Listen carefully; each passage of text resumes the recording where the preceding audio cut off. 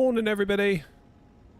Sorry I'm a couple of minutes late. Literally, as I was about to go live, the dog food arrived in a delivery and I had to go and sign for it.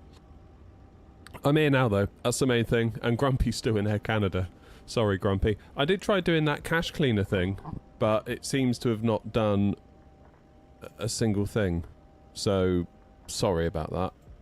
Don't honestly know what we do from here, other than wait for FS LTL, I guess, and then we never have to worry about VMR files ever again. Anyway, good morning everyone, nice to see you. We are doing some spring cleaning today for the virtual airline. So the idea is that we've used the website, where are we? Here we go. airnot.co.uk. Then you can use this little panel here, and it kind of rolls through the 10 most abandoned aircraft in the Airnot fleet. And lo and behold, the A300 is the most at 97 days at Dublin. Because nobody wants to fly it. Go figure. So we're taking this A319 from Cork, which has been there for 64 days. So we're going to fly that back to Gatwick. Gatwick's a hub. There is a route from Cork on the VA back to Gatwick, so it only makes sense to get it to Gatwick. Probably stands the most chance of it being flown on from Gatwick, at least. We could have gone to Bristol, we could have gone to Manchester, although I did think Grumpy might have a meltdown if I could go to Manchester, so Gatwick it is. Let's get the plane fired then, shall we? Battery 1. Battery 2. External power. Emergency lights, nav lights.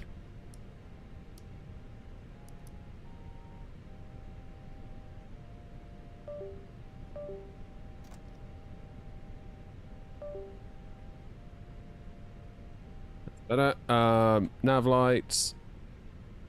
What else was I doing?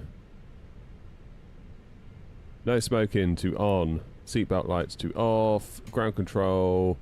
Crew supply. Our navs are 1, 2. They're already in on position.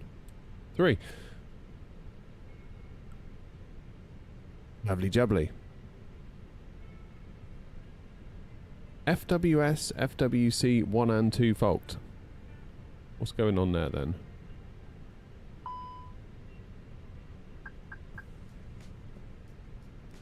Anyway, just get that APU master off.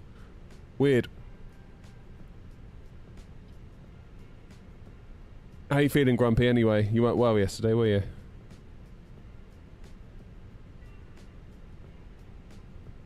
You're flying today, so you must be a bit better.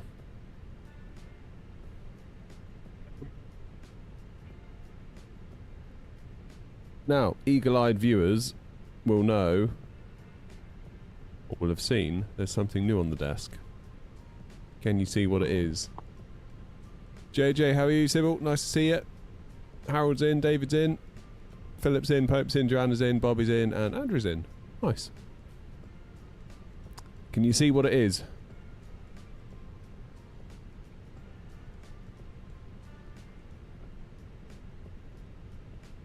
I'll wait for you to tell me.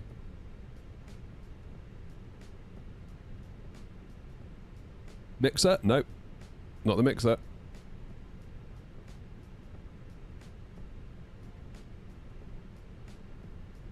Anyway, let's get this plane set up while you all guess. Here we go. Cork over to Gatwick, and we got 28 minutes to load. That's fine.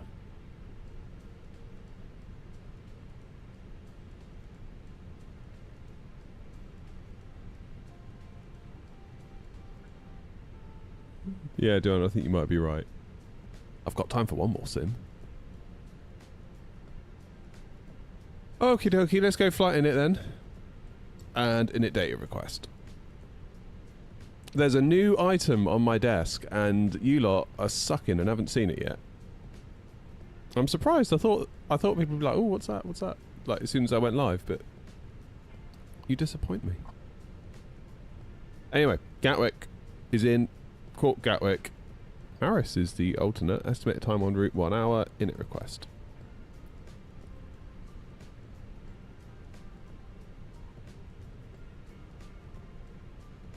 Right, what's my call sign today? Airnot 8201.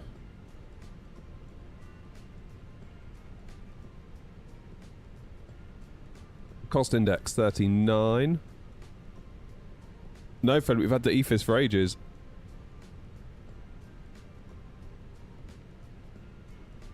Cruising at 330. Let's get the wind.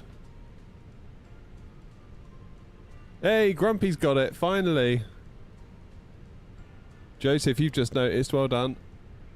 The mini stream... No, not the mini stream deck, Pope. It's this thing here, the RMP Cube combo doodad from Wingflex. I'm making a video about it. Don't worry, there'll be a proper video. But I thought today we'd just give it a spin. I unboxed it last night and had a quick look. I thought, you know what? Seeing as you're my favourite people, we'll have a look together tomorrow. Bit of a sneak peek for those most interested in the streams. Well, that doesn't seem to be doing very much at the minute. It's lit up. What does this do? On? Ah, there it is. There's a little on switch there. Make sure you turn that on if you buy one. So what do we do? Ooh, that feels quite nice.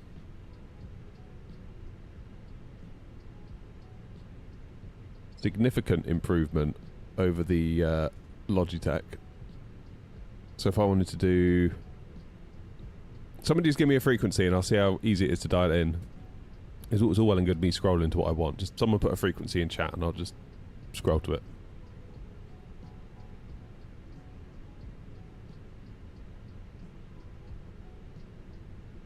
One 13425. Alright. 134.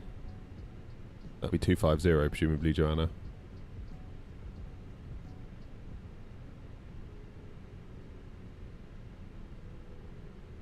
There you go. That'll do. And apparently there's an ATC button. So we've got VHF1 there. If you can see this, probably can't. I need to actually stick it down with tape like I've done with these two to make them rock solid. Press the ATC button. And we get a squawk. So how does the squawk work? We do...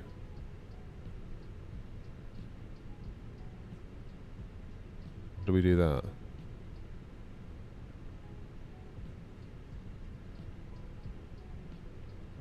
I can see the digits, so it's got 0000. We can do auto, standby, so that's good. How do we do the actual figures?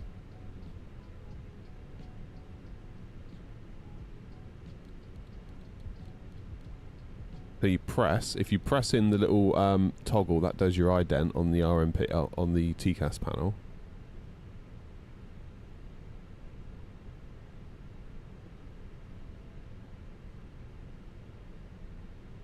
Looks quite good though.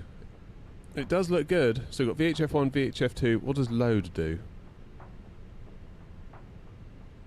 HF1, VHF1 is what we're going to want, isn't it?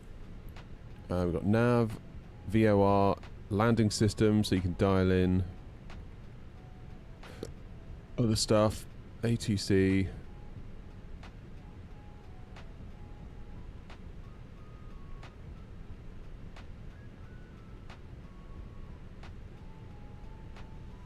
Very confused.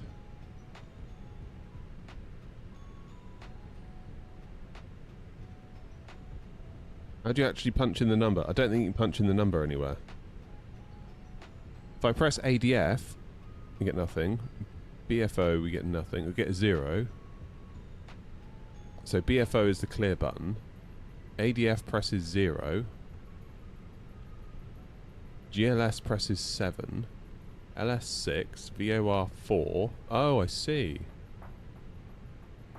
Surely not. That's a bit... Okay. Bit confused with that one. The VOR VHF buttons act as a numerical keypad.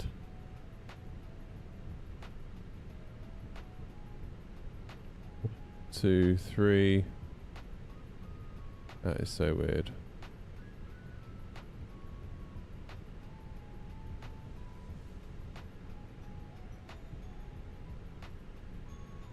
Four, 5, 6, 7.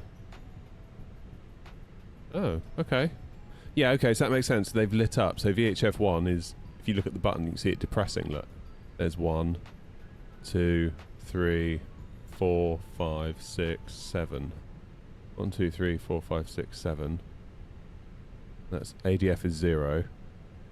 Oh, I don't know, it's a bit hacky in it. So I'm going to do squawk 1, 2, 3, 4. Yeah, okay. Okay. It's a bit confusing though, that, isn't it? I guess it's one of those things you have to get used to. So if I want to do ATC, and if I want to do squawk 2000, I would do... There. Yeah, okay, alright. I can see myself getting used to that quicker than I actually perhaps thought I would. Okay, press ATC to come out of it, and we're back to... that. Interesting though, isn't it? Interesting. You do have to clear all first, you're quite right. You're quite right.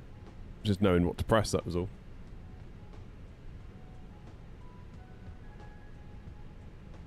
Just going to put my old fans on a minute. It's getting hot in here already.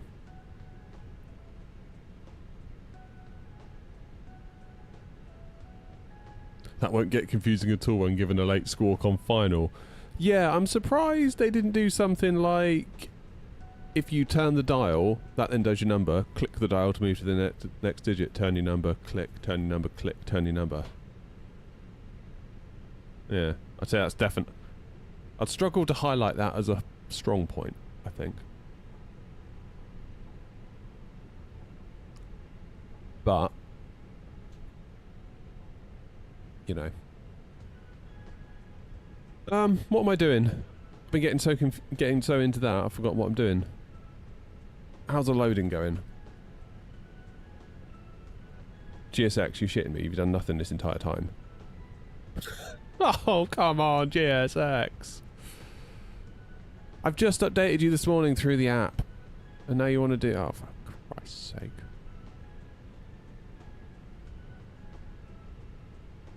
GSX, why do you test me? Why do you test me?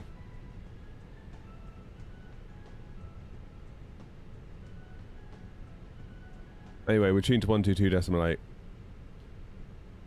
Cork traffic air not 8201. Radio check. EU5.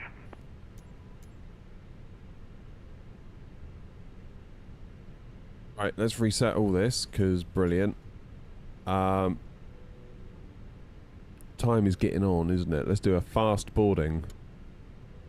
Is it going to do it now? Oh, there's a Ryanair next to us. Grumpy, I don't know why you're Air Canada. I really don't. I've looked and I've looked and I've looked. So yeah, I don't know.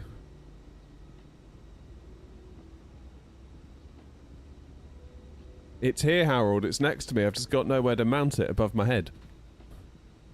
So I need to have a think about that. I'll show you in a bit when we get up into cruise if you want.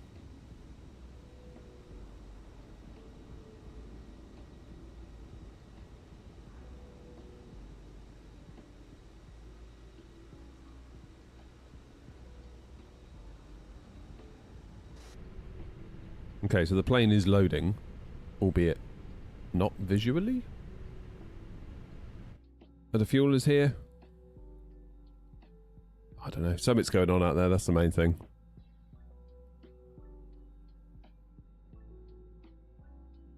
I don't know, Grumpy. Honestly, at this, I'm starting to feel like it might be that time of year where I do a complete Windows reinstall. Just completely. Do you know what I mean? It feels like Windows accrues like dust over time. So, yeah, I feel like maybe it might be time for one of them. What are we doing for this departure anyway? We are doing the LTIG 1 Sierra.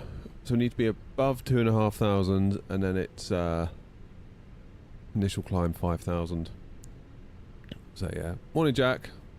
Roll on FSLTL. Oh my god, yeah. That's going to be a good old day, that, isn't it? A good day when that comes. I always keep an eye on their GitHub on their develop branch, and you can see, I think it was like, when I last checked, it was like 4 days ago, they'd done a load of stuff, and every time they do stuff, I'm like, oh, does this mean they're going to merge it all into the I mean, I suppose we could just download the develop branch, download the latest commit, and just run off of that, but then that doesn't solve the issue of other people being able to see us, does it? So, I don't know. Morning, Larry. How's it going? Right, let's get my QNH in. What is QNH? Here at Cork. Oh, 1012. Not far to move. Good, that's what we like. So my departure from Cork is runway 16, and we're doing the LTIG 1 Sierra. Interestingly, Gatwick wants me on, or it wants me on 08 right for Gatwick, which as of 2 minutes before I went live, matched what real world ops were doing. And we're going to take the OpMeg 1 Golf, I think. OpMeg 1 Golf, there we go. And we're going to go via, presumably, Willow. Yeah, that's fine. That's all good. But Navigraph is telling me that that's incorrect and not in use, but I sort of don't believe it. Let's put in a secondary flight plan, EICK /EICK in it, secondary flight plan. Let's put in the departure runway, which is what we're planning on the LTIG 1 Sierra. Then back in on 16 on the ILS if we get into trouble.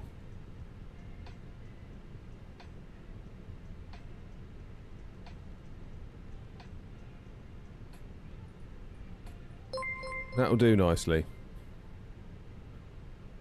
Oh, who's that? Reckies, cheers for the raid.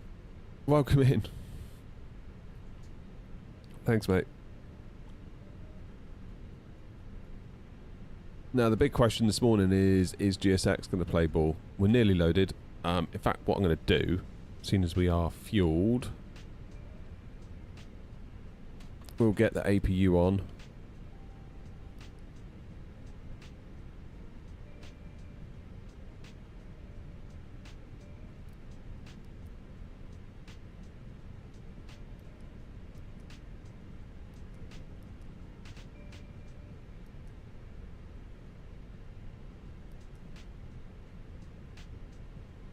Wait for that to start.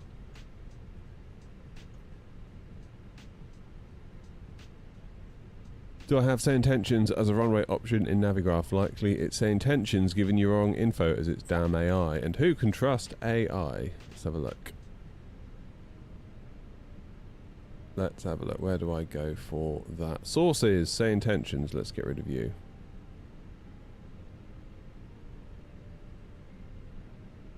Oh, there you go. It's happy now. Yep, cool. Thank you, Grumpy. Does the removal of the Boeing gate mean we've gone full Airbus? No, not in the slightest. Obviously, we've got a load of Airbus kit at the moment that we're thoroughly enjoying, hence the heavy Airbus presence on the streams. I just wanted to get rid of it just to see what it was like, really. So, yeah, that's really all there is to it. There's nothing, no crazy big thing. Morning, Murray. How's Sim Update 5? I haven't flown it. Yeah, it's, I don't know, like, for me, I think we've only gone backwards. For me personally, like, lots of people I know wanted this, wanted that, like they wanted certain planes to be modded and updated, things like that. That's fine, I don't really fly any of those. I fly Phoenix PMDG for the most part, so a lot of it was kind of by the by. When the beta came out, I thought to myself, oh, I better make a video about that, because that's normally the sort of thing I'd make a video about. And then I was a bit like, I can't be bothered. There's really, looking at the release notes, there's like really not a lot that's changed. I can make an 8-minute video basically saying, yeah, it's mostly the same. I was like, I can't be bothered to do that. I've got better, you know, it just doesn't feel like I've got anything to contribute, so I'm just going to keep my mouth shut, basically. I mean, I suppose I could have done it and got the views or whatever, but it didn't seem worth it. And then lo and behold, it comes out, and on the day that it came out, it updated in the background without me realising. I booted into the sim, I was using it for like a quarter of an hour, and then somebody in Discord goes, oh, Sim Update 5 is out. I was like, oh, I must be running it. And sure enough, I was. I didn't realise. So, it's okay. Like, it's okay. Like, I'm not saying it's a bad release. Quite the opposite. It's a good release. But it wasn't like the, oh my god, this is amazing, like Sim Update 4 was. Oh, Larry on Tower. Amazing.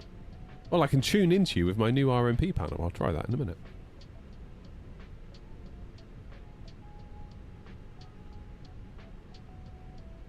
But yeah, I feel like I've had some issues. My Tobii Eye tracker went weird. I need to fix that. My Phoenix is just, every time I land, my right engine shuts down. Never had that before Sim Update 5. So, things like that. It's, you know, bit annoying because there was a massive beta period and it seems like that didn't prevent those issues, which is frustrating, but I get it, software's hard, but it is still frustrating when that happens. So we're doing a Flaps 2 down 0.2 trim today.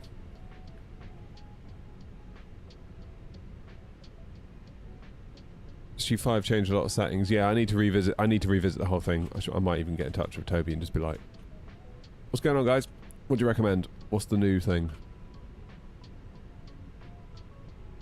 What am I doing? What am I doing? There we go. Right, let's have a look at the Cork ATIS. So, information Bravo. Runway News 16. Stop yawning.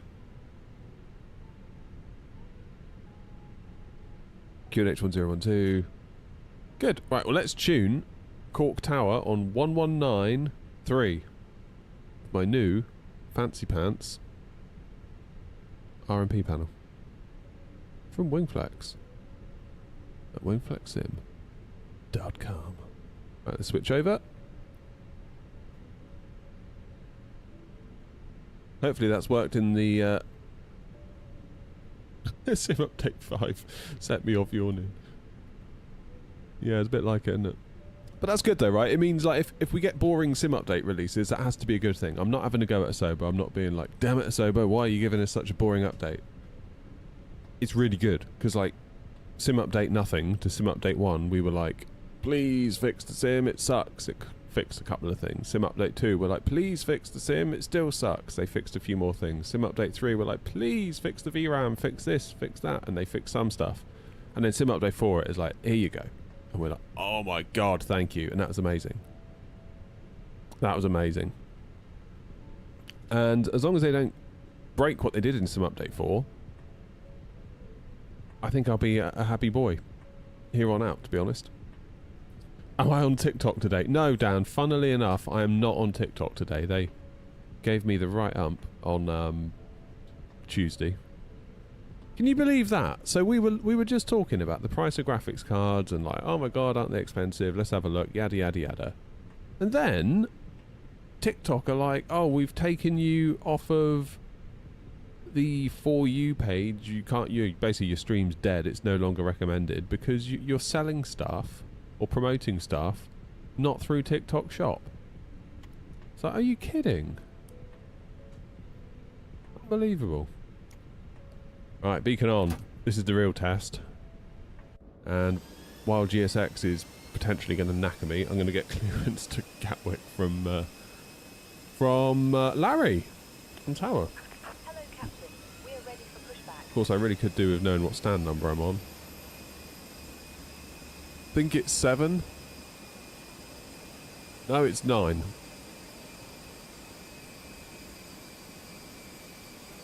Yeah, I couldn't believe that with TikTok. It's like, what sort of crazy censorship is this? Like, go away. I refuse. I absolutely refuse. Cork Tower, very good morning. Not 56 Tango. Stand 6. Airbus A321 with information Bravo on board. Request IFR clearance to... Hello, I'm new. Gatwick. Welcome.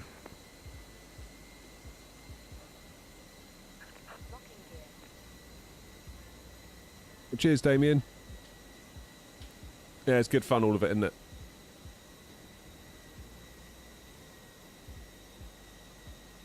It's good fun.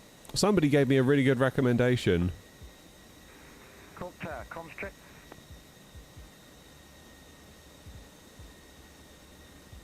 I got you 5, Air 8201.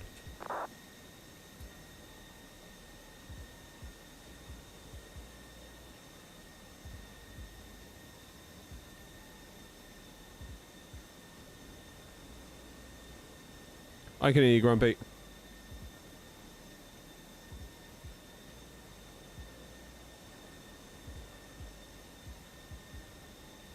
Stand number 9. 6 Tango, Cork Tower, Dublin. Good morning, apologies. Clear to Gatwick, runway 16, the Celtic 1 Sierra departure. Stop climb altitude 5,000 feet, squawk 6. I'm Riley, thank you. Clear to Gatwick via the Celtic 1 Sierra departure and climb to 5,000 initially. And my squawk for today, 6207, Air 56 Tango. Air 56 Tango, read back correct. And Cork Tower, good morning, Air 8201, stand 9, information arrival on board, aircraft type A319er with IFR to Gatwick. Air 8201, Cork Tower, good morning, clear to Gatwick, runway 16, Celtic 1 Sierra departure. Stop climb altitude 5,000 feet, squawk 6204. Clear to Gatwick on the Celtic 1 Sierra via runway 16, initial climb 5,000, squawk 6204, Air 8201. Air 8201, read back correct. Right, let's put in my squawk then. 6 2 0 4. I think that worked. Let's go in the plane. It's one way to find out. It worked. 6204 in the box. That's definitely some mental gymnastics to get that in. Like trying to remember like which one is, you know, which button. It's a shame there's a little circular cell button in the middle. It's not even a button, it's just like a little thing underneath. It's a shame that it wasn't almost like a phone. You know, like 1, 2, 3, 4, 5, 6, 7, 8. I feel like that might have been a bit better. Morning, Ryan.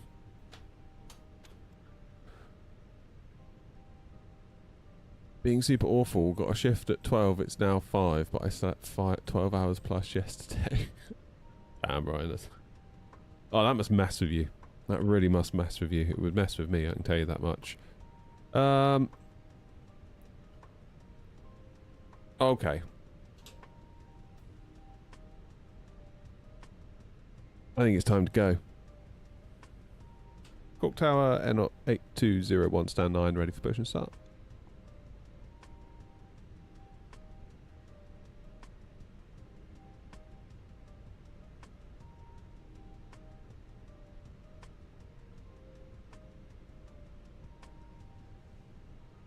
Air 8201, Postman track approved, face north, QNH 1012 hectopascals.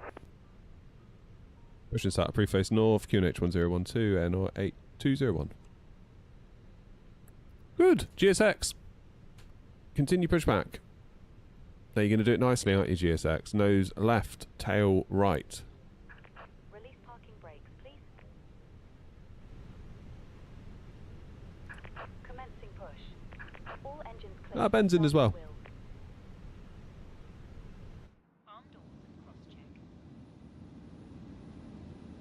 Who wants some Phoenix sounds? Me. I want Phoenix sounds.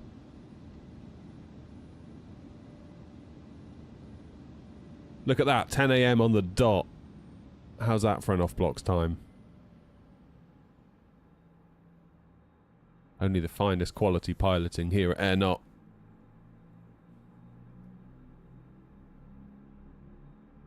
Mind you, looking at the VA stats recently, it does make you wonder, doesn't it? Bloody hell. There's been one or two ding-dongs lately. Thank you.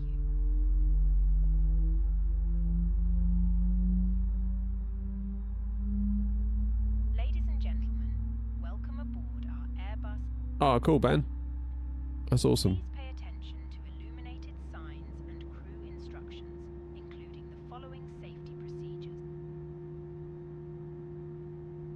Okay, that didn't auto start, did it? Let's start the flight. Engine 2. Okay, now it comes up. Parking brakes position, which you must adopt. Unlocking gear. Brace. There are 8 emergency exits on this aircraft. Tower not 56 Tango, stand 6, request push and start. Please be aware. Airline 56 Tango, push and start through face north, QNH 1012, active Pascal. Emergency lights Through face north, 1012. Feels like New Sky's a bit laggy. 56 Tango. baggage on board. Your seatbelt is fastened, adjusted, and released as shown. It must be The old flaps out. whenever the seatbelt signs are on. We recommend that you keep it fastened at all times. If the air supply I'm going to need another coffee quite soon, by the way, just so we're all clear on that. pull a mask towards you to start the oxygen. Put the mask Tow truck disconnected. Bypass pin removed. normally. Hold the mask in place. Left is clear, right is clear. Thank you. 2 good engine starts then. I want to just do a quick up top. Make sure we're all good. So we've got beacon on, nav lights on, seatbelts are on, emergency lights are on. New Sky's little banner won't go away. That's annoying. Taxi lights are on. Do a takeoff config check. So we actually want flaps 2, don't we, for today? I forgot that. Trim of down 0.2. Go. Flaps 2, down 0.2. Make sure that that's all come across. We've got 6.1 of fuel on board. We do. Arm the spoilers. Auto brakes max. Cabin ding dong.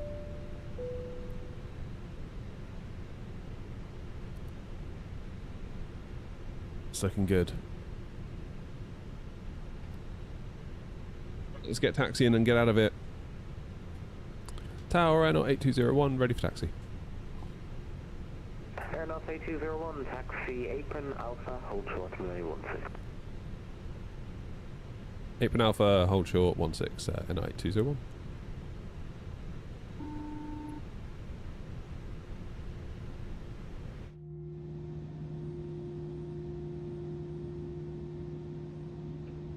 Come on then. When is that New Sky thing going to go away? Do I need to go into New Sky? Yeah, if you go into New Sky, it goes away. Lots of weirdness with New Sky lately. Since Sim Update 5 as well. Maybe I need to update the app.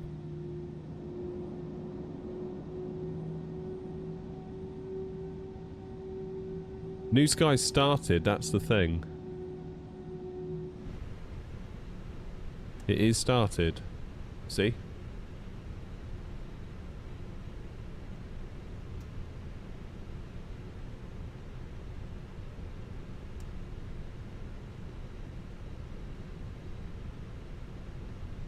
Sim's feeling a little bit like a slideshow.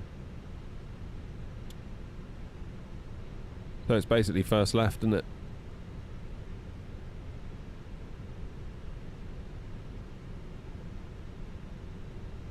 Let's have a look at these frames. Yeah, look at that pulsing. 48, that's nice, that's nice, that's nice.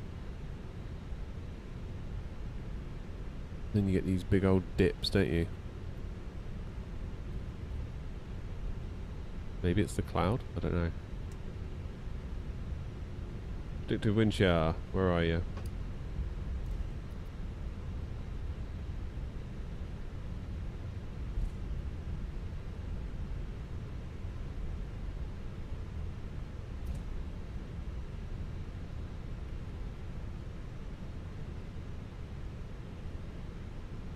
Airnaut 8201, surface wind is 240 degrees 4 knots, runway 16, cleared for takeoff.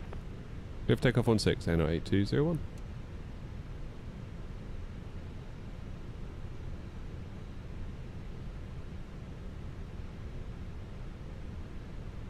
This is feeling very juddery. Can you see it in the stream? I can definitely feel it.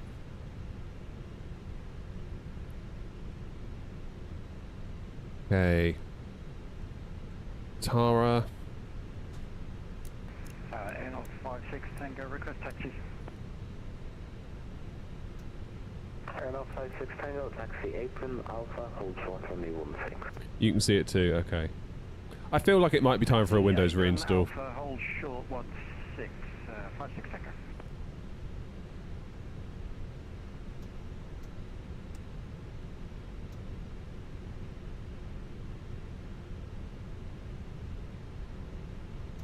Might be time for a reinstall of Windows. I'm talking about everything, just like clean slate. There's something really satisfying about doing that, I find. And it's easier now for me than it's ever been because I've got so much of my streaming stuff on the streaming PC, so all I need to do really is just download my games. And I don't really need to do that very much because of course it's all on the indoor PC now.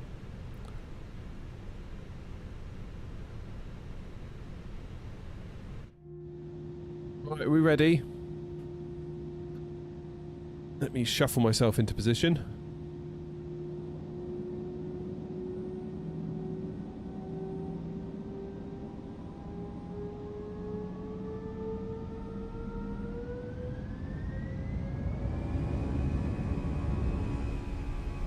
Let's go. SRS green, land flex 57, runway auto thrust blue.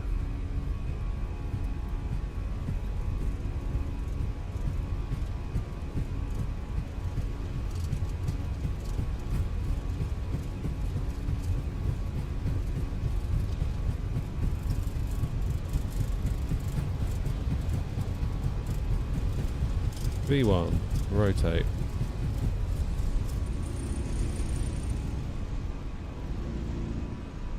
Positive climb.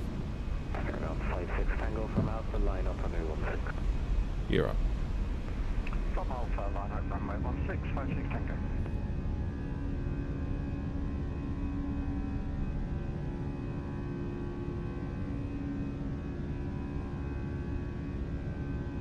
I can't see a thing. We'll get a nice punch through in a minute though, I bet.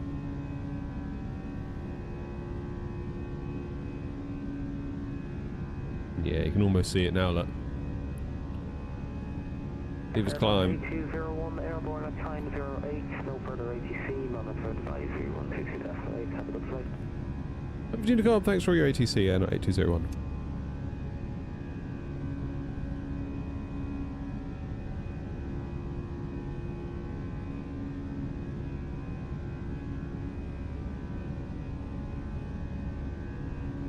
Cork traffic, Airline 8201, airborne out of 16, passing 2,800 on the LTIG 1 Sierra departure, Cork traffic.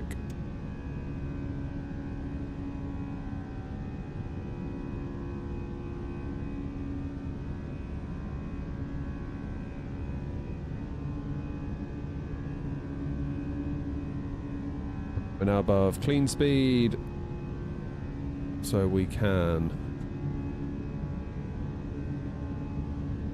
get the flaps away.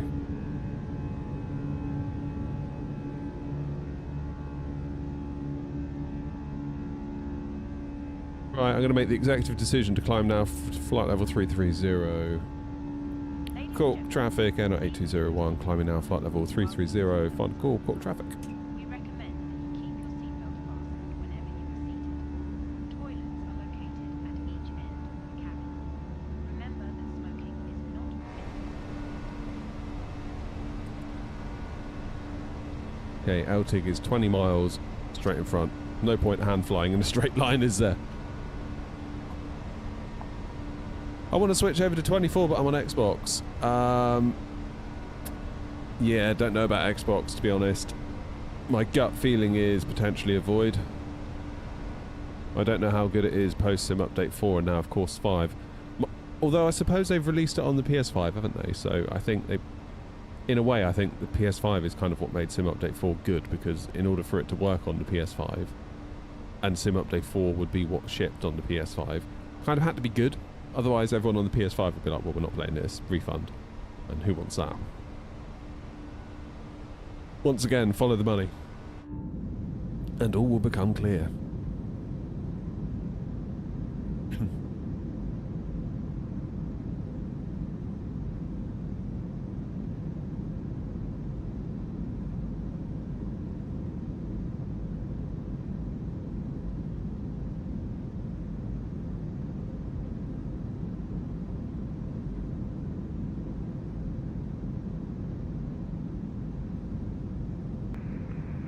6 Tango, airborne out of 16, passing 2,800.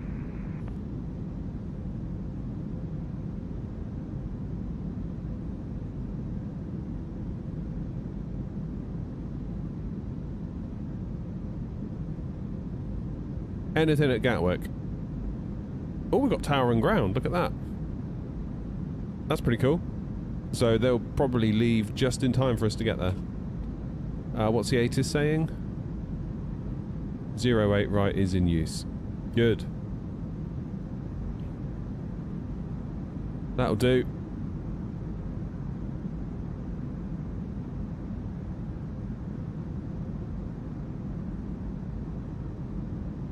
My sim link is broken. Stuck on waiting for authentication. I don't know, Aaron. Sorry, man. I do not know.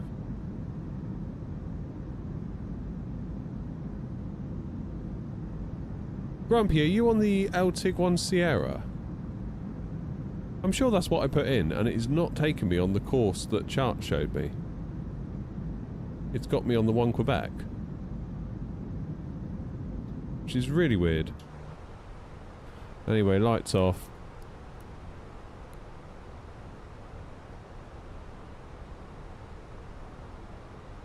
That is really weird.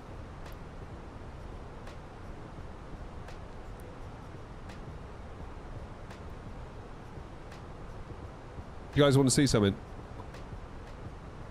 Seeing as you're my favoritist people.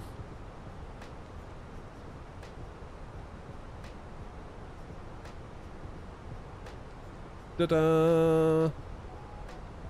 What do you think? I'll put it in yoke cam so you can see it as well.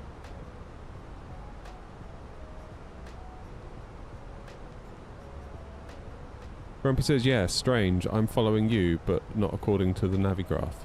Yeah, so in my flight computer I put LTIG 1 Sierra, and then according to Navigraph I'm following the track for 1 Quebec. So I don't understand it. I don't understand it. Larry's saying LTIG 1 Quebec is the Cat AB SID. Yeah, there'll be a review of this coming soon. I feel like my review's going to hit different though.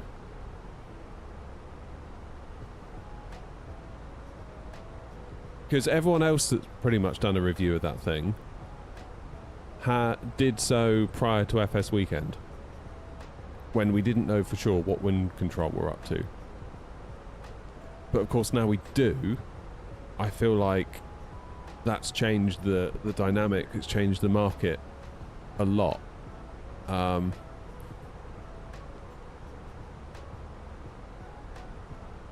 mean, had they sent this to me in December, whenever it was, I think I'd have had a different opinion to what I have now, knowing that Wind Control have got a full SOP compliant one coming for $349, and that's $600. Do you know what I mean? Am I being unreasonable? Basically, I've made the review, and I was watching it last night, and I was like, am I being too harsh? I don't think I am. Like, what would you guys buy? You tell me. Would you go and spend $599 USD on that, plus potential import charges at the border when it gets to you? In the knowledge that Wind Control have got one coming out for $349. Again, plus import charges, no doubt, but if we start at kind of like the pre-import charges price, $349, $599. That's this Wind Control one is like a shrunk down, compressed one. Do you know what I mean? I don't know. I don't know what you guys would do. It's a lovely bit of kit, don't get me wrong. And that's what I'm trying to say in the review. There's nothing wrong with it. It's a fine piece of equipment. It's just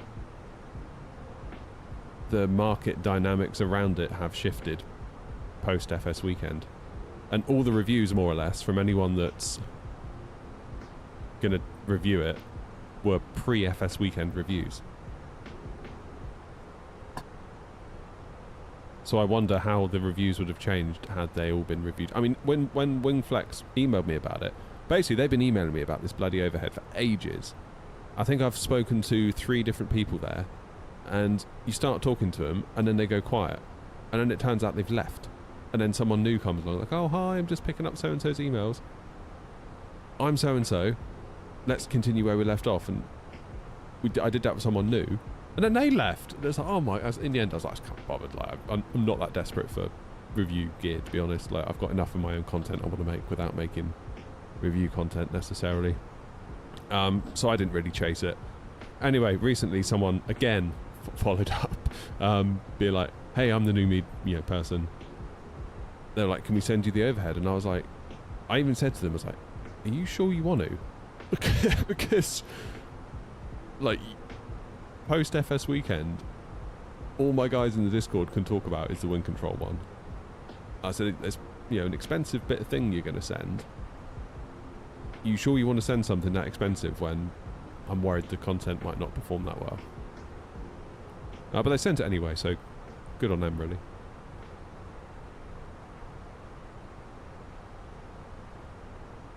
Good on them. London Control South online. We're being treated this morning.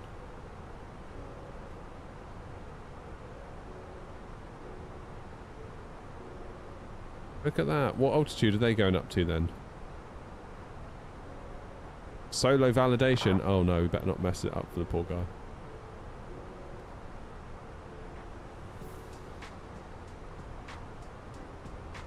I thought it was 375 USD. No, 349.50 according to their slide. I mean, yeah. The only thing that Wingflex has got going for them is I double checked with them, and they provide, so the 599 USD covers international shipping to most countries. Whereas if you go onto the Wing Control global store, and let's say you wanted to order some throttles, you have to pay, like, the cheapest I could make it for the throttle combo was like $70.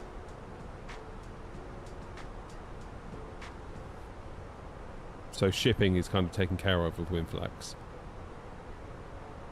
However, both, obviously, see if they ship from China, potentially when it reaches your border, depending on your region,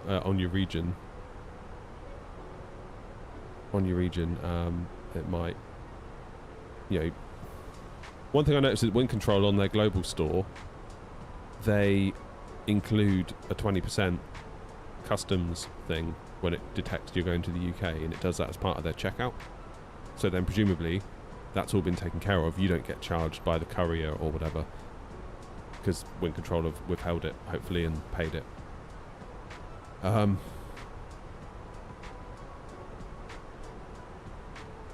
So yeah, the price that you see, like on Wind Control slides and things like that, as good as they are, that's pre-shipping, pre-import charges. You could say, "I'll just get it from the UK store." It's like, well, that's going to still include the import charges, because Wind Control would have paid it to have landed the product in the UK. So, it works out roughly the same. I think it's about 20 quid cheaper to get it from the UK store than it was to get it from the global store once you include the shipping. Get a UK phone number. I don't know. Can you not just like sign up with, I don't know, one of the mobile numbers? You talking about a mobile phone? Sorry, cell phone. Or a landline, Ryan?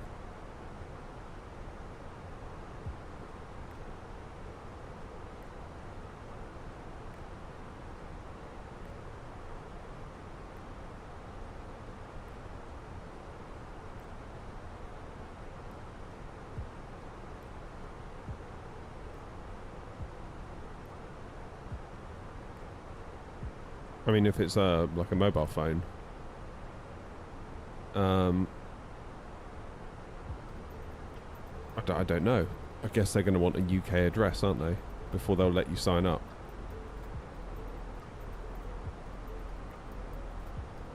I mean, you should be able to do it real quick when you get it, like on the day.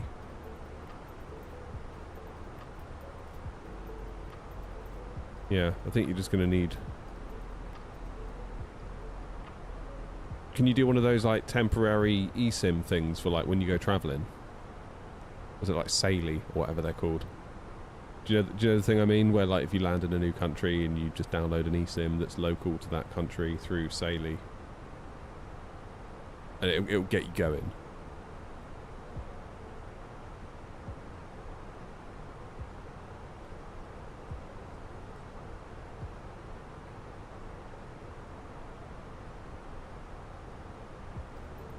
I mean, you might just need to do that for like a week or two until you get an address, and then you can sign up with a carrier. Do you already have a handset? You just get like a SIM-only deal or something.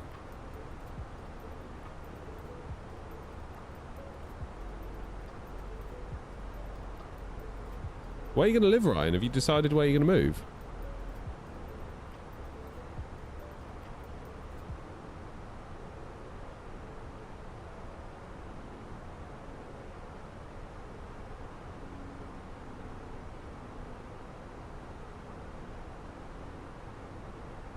So how high does London Control go up to? Because it disappears at like flight level...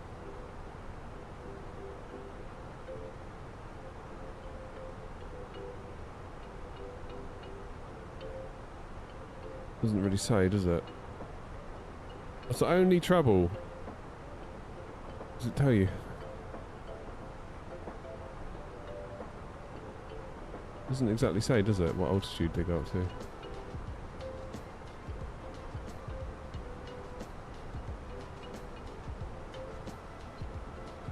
Saw some options near Bristol. I mean, just like any big city, you should be able to find work fairly quick, right? I would have thought. Don't be expecting any visits from Grumpy if you go to Manchester.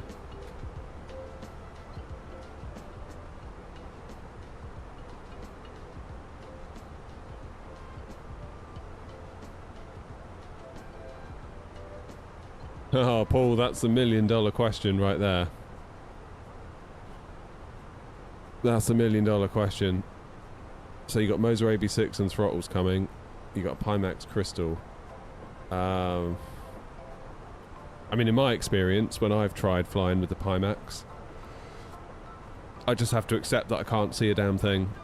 I saw Sim Hanger, YouTube channel, Sim Hanger. Is it Sim Hanger Productions? I forget the full name of the channel. He did a video where there's a bit of software that like could detect your gear and then show it, like pass it through. Yeah, I've not found a good way to do it yet. Put it that way. Because obviously I've got all this wonderful stuff here. The minute you put on a headset, it's like it might as well be all gone. But on the other hand, the VR headset is incredibly immersive, so swings and roundabouts.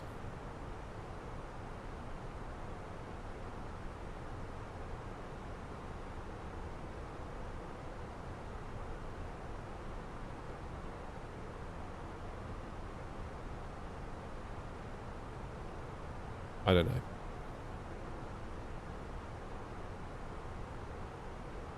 So with the Pimax Crystal Super and the light, if you sort of double tap the side of the headset, it'll pass it through temporarily, and then you double tap and then it goes back. Yeah, look at Sim Hanger Productions, because he did a video. I think there's some like app that he downloaded that could like try and detect your stick and try and detect, and it would like pass it through. It looked a bit jank though, to be honest. Because if you pass through too much, it's like, well, you're just ruining your VR experience as well. I generally just keep my hands on my throttles and my stick and try and memorize in 3D space, like where I left my mouse if I need it, that sort of thing. It's not easy though, is it? Like, you sort of need to accept that, yeah, there are going to be trade-offs here. 100%. But the trade-off is very cool. Like, once you start getting into VR and using it, it's like, yeah. It's kind of like, I get it.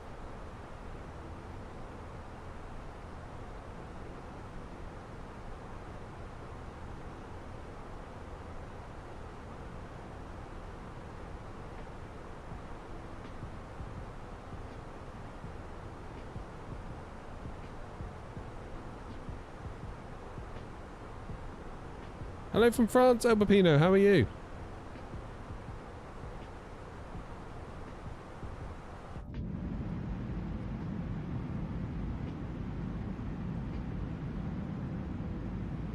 I'm in a terrible state, Jacko. Sorry, I couldn't resist that joke. It's a proper Del Boy joke, that one.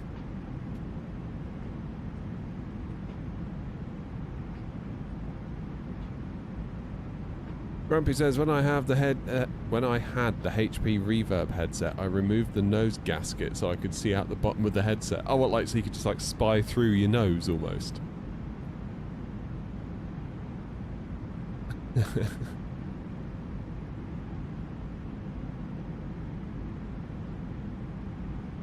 Yeah, one thing, I mean, Pimax, you sort of go tap tap on the headset and then it kind of passes through almost like a CCTV style of video. So if you do just need to quickly see where is my mouse and get hands on it, you can, and then sort of tap tap and then you're back in VR.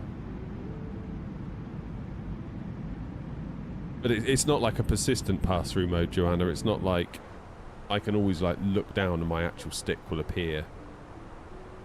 If you know what I mean. Yeah, it's like black and white CCTV. Kind of. It works.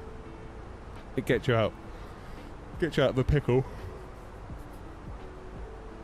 Although if you leave your Tobii eye tracker on, that can like blind you with all the IR, which is a bit weird. Oh, bloody hell, Grumpy, really?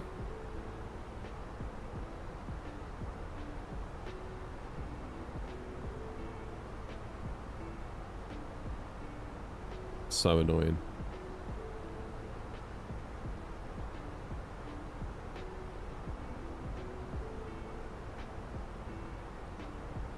What's happening in November, Ryan? Other than it being my birthday. Is that why you're coming over? Oh, thanks, Ryan. Oh, nice guy. A GPU encountered a... You haven't switched to AMD, Grumpy, have you? Midterms. What's a midterm?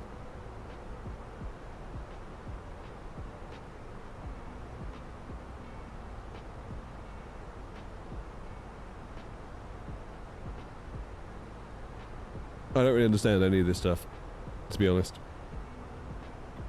And some people say like, oh, you need to be more like involved. It's like, well, you all look stressed out by it, and I don't have a clue, and I'm quite happy.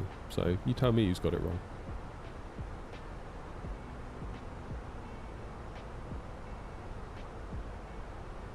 Right, when am I going to talk to this? Oh my lordy! Look at all this. Surely that's not right.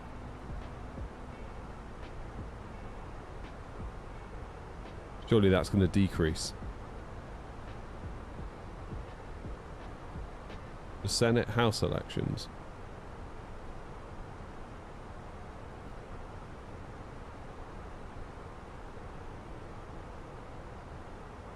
I think everyone just needs to calm down, really, don't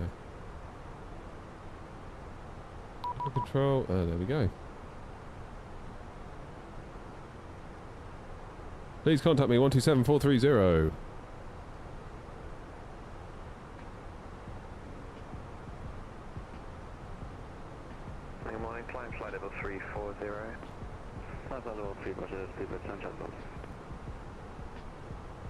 Under control, hello, easy 8648, crossing flight level 170, climbing flight level 290. Is this guy seriously doing all of that? Landing control, roger. Where were you directed? I was directed to Dalga. Roger. London Control, good morning, out at 8201, flight level 330, inbound Fonzie. N8201, London Control, hello, Otsmet, 1 Golf arrival for Gatwick. Hotmap 1 Golf, Gatwick, N8201. London Control, good morning, Chanex 104, Victor with you, inbound Dege. Chanex 104, Victor, London Control, good morning to you, sir, climb flight level 1. Oh, did the Pretchin? We've been getting a lot of FPS drops. I don't seem to get any. Good morning, Stuart, 591, flight level 360, inbound Adler. See you, Grumpy, hope you feel better, mate.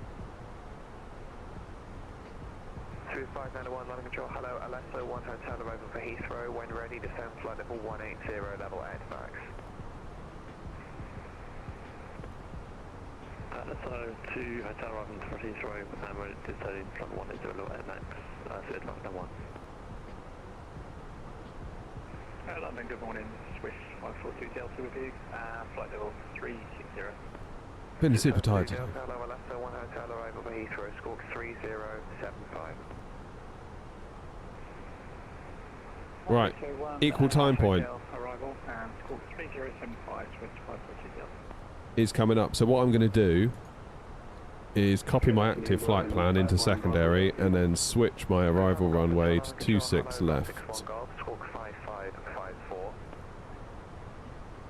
So if we do have a runway change, it's no biggie.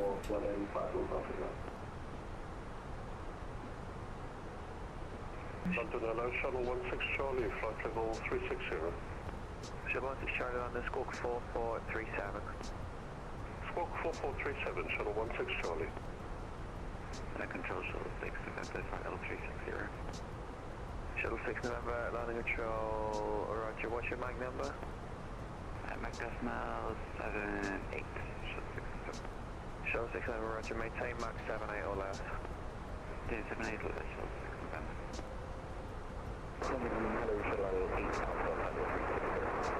Shuttle 8 Alpha, landing control, hello, squawk 3247. How's the volume on the ATC? Is it okay? Good morning, you're 160 hotel, flight level 360 with you. Any more issues on the Phoenix? Well, I'm expecting the engine to shut down when we land in a bit, Ryan, but other than that... I mean, what are you spamming in the chat? Stop spamming.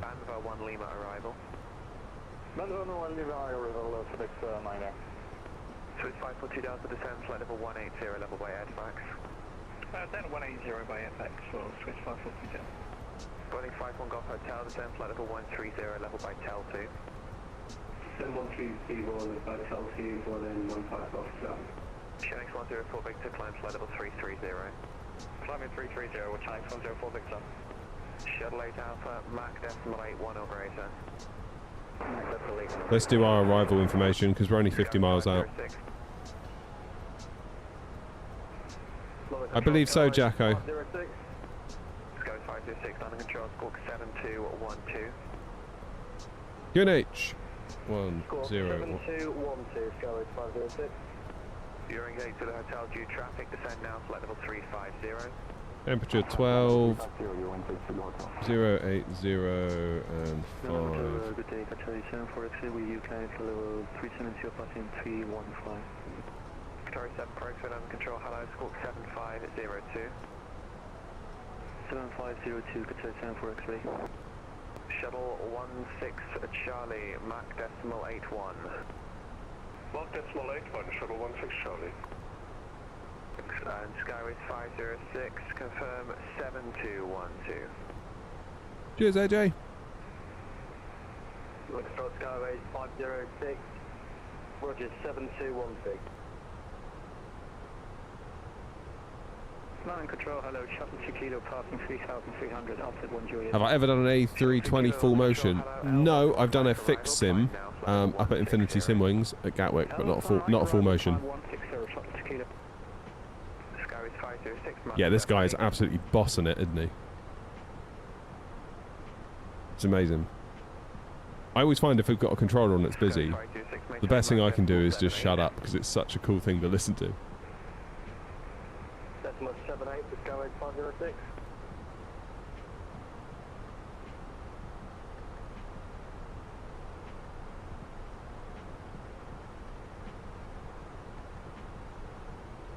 Hey, Sybil. Shuttle 8 Doc's in. number to Scottish on 125. Morning, Doc. 680. Report Mac over Scottish 125, Shuttle 16 Charlie, report Mach number to Scottish 125.680. Report Mach number to Scottish 125. Question is, where on earth do we go next? Skyways 506, report the Mach number to Scottish 125.680. We'll report Mac to Scottish. Oh, nice, AJ. That would be cool. And Lufthansa 404. That'd be awesome, man. Qatari Sorry, 743, what level are you climbing to?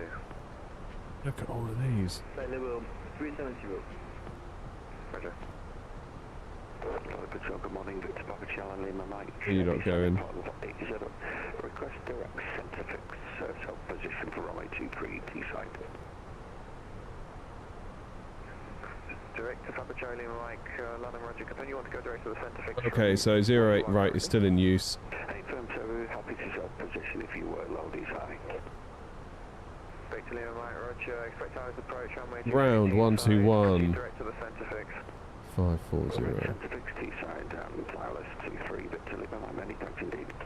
Morning, Quan. Victor Lima Mike, traffic service, the T-side QNH. Well, it's more what do we need to do to be useful Discretion to flight level 40. as to where we go next. Traffic service 1016, pilot discretion, descend 40, Victor Lima Mike. Shuttle 6 November, report your Mach number to Scottish on 125.680. Report Mach number to Scottish 125.680, Shuttle 6 November. 15 miles, top of descent. Center 404, landing control, Roger, brakes, switch 542 Delta, contact landing control, 134.125. We'll have a look at the website when we get down. It might be that we just like back out and go to a different airport rather than continue from Gatwick. Level by Redfern. 230 by Redfern, easy 8648. Air 8201, when ready, descend flight level 270, level by Otmet. 270 level by Otmet when ready, not 8201. Eurings 8 to the hotel, when ready, descend. That's good controlling, because I was literally about to message him being like 10 miles from top of descent. Good controller.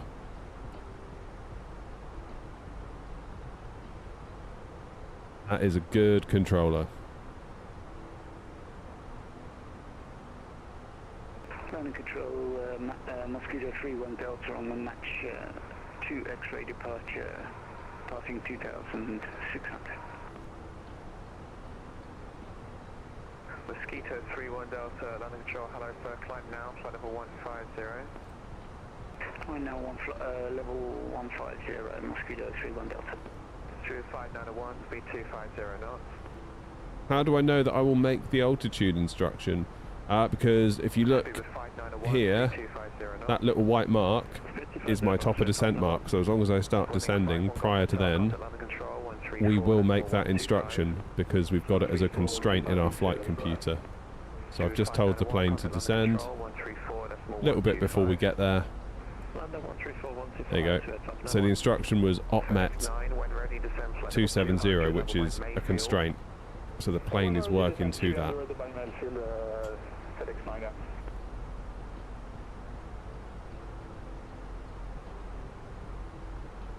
Keep an eye on your PFD, because if it struggles, it might come up saying, give me more drag, in which case you can do speed brakes.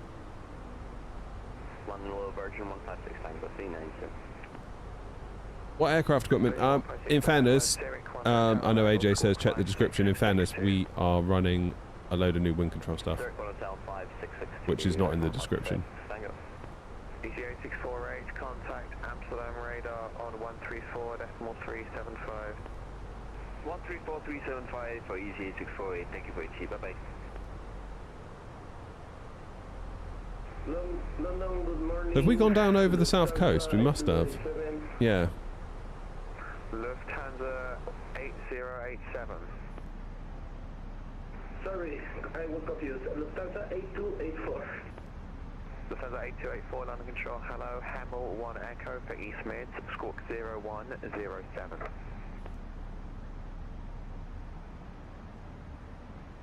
Hamel 1 Echo, squawk 01. How many legs? Depends how many we can get in, really. I'm thinking at least two.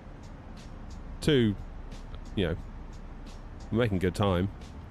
We'll take a view on where we go next when we get to Gatwick, because what we're doing is virtual airline cleanup ops. So what we're going to do is use the website, which links into the New Sky API and tells us where our aircraft have been abandoned for too long. So at the moment we are flying this one, A319, that has been left in Cork for 64 days. The last time somebody flew that airliner, that specific reg, London Control, good morning, Ryanair. was over 2 months ago, so we're flying it back to Gatwick. Then hopefully the likelihood that it will get picked up and flown again becomes higher, rather than it being dumped. There is another A319 in Brussels, been there for about 2 months. There's another 319 in, what's Bic? That is, don't tell me. Is that Keflavik? Can't remember. There's another one at Billand.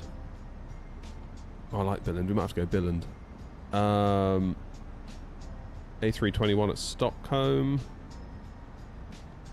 So we can maybe take that one down to Copenhagen. Been there for 48 days. Basically, if you want to make yourself useful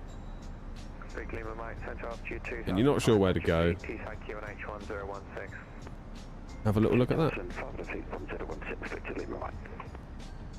I using DLSS? No. Because I'm on an AMD card, most importantly, but no.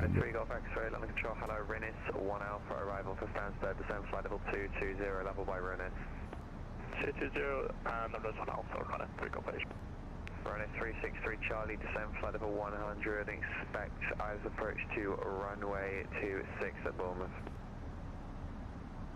Descend flight level 10 and expect ILS runway 26 right now, 363 Charlie. That's me at 270. We won't go any lower.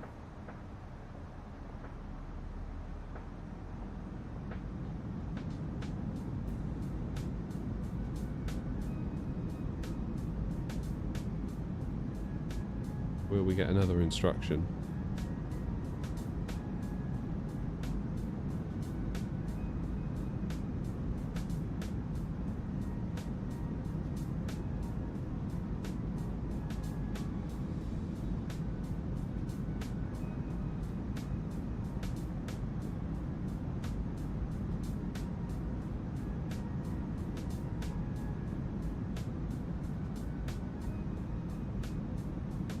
Because the longer we don't, the more we're going to have to nosedive.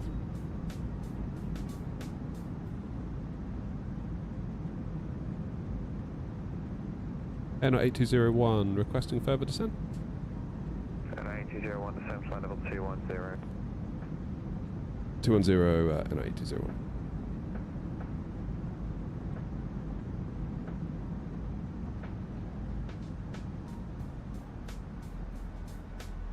This is where the Phoenix will like dive bomb us, isn't it?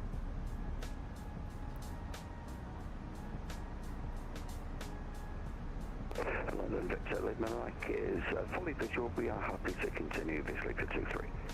Please Charlie Mike, clear visual approach to runway 23 and you clear to land the wind to 180 degrees 10 knots. You're also entering controlled airspace, radar control.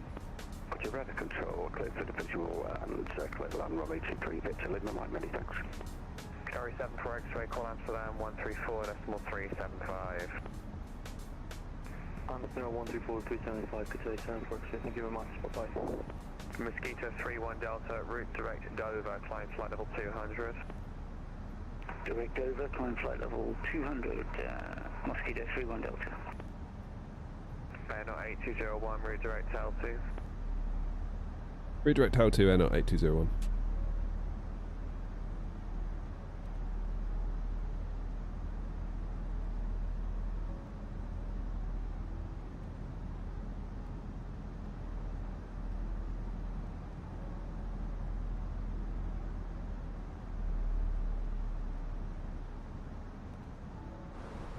Alright, let's do some 8284, when ready, descend flight level weights. 220, level by Hemel. 220 by Hemel, start flight 284. FedEx 9, descend flight 62.1 tons is going to be our landing weight. Flight for 180, FedEx 9. So low water brake is perfect.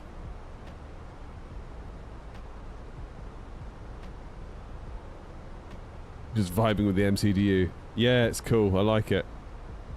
I really do like it. I should have listened to you all sooner, really. Although, I still maintain I don't know where I would have put it.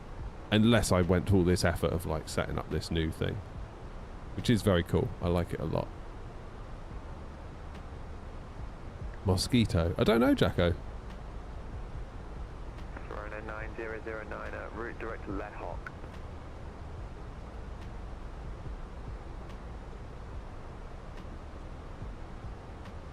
Do not know.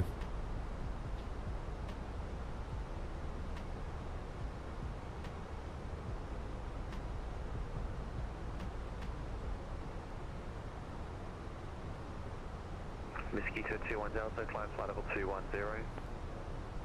Do you have a look? Flight level 210, Mosquito 31 Delta. FedEx 9, descend flight level 160. Descend flight level 160, FedEx 9. Is that it there? 3-1 Delta. London Control, Scandinavian 36 Papa. I don't know what a mosquito is, to be honest with you. Zero heading for Oped. Scandinavian 36 Papa, London Control, hello, Otbed 1 Mike, arrival to Manchester. Oped 1 Mike for Manchester, Scandinavian 36 Papa. 210's incoming. Runway 363 Charlie, descend to flight level 70. Descend to flight level 70, Ryanair 363 Charlie. Virgin 156 Tango, expect 140 at Zurich. When ready, descend flight level 200. 140 at Zurich, when ready. Yeah, honestly, my aviation knowledge outside of like Airbus and Boeing is shocking. Landing control, hello, Shamrock 34 Echo. Utterly shocking. At flight level 230. Shamrock 34 Echo, landing control, squawk 4433. 4433, Shamrock 34 Echo. Shuttle 2 Kilo, expect Alice approach 23 right, when ready, descend to flight level 70.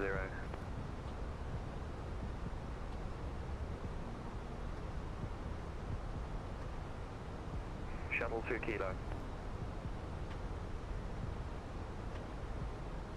Shuttle 2 Kilo, go ahead, sorry.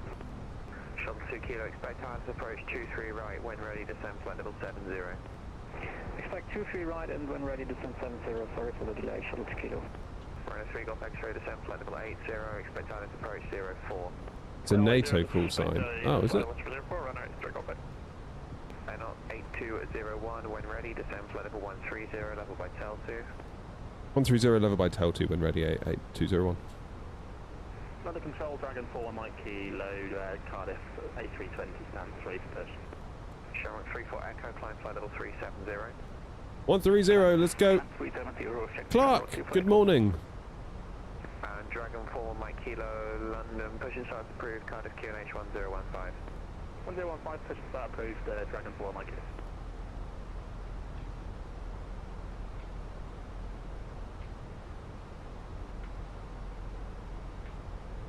How are you, Clark?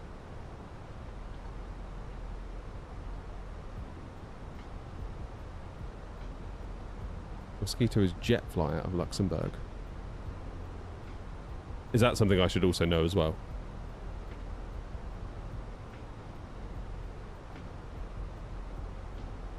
Tea break at work. Love it.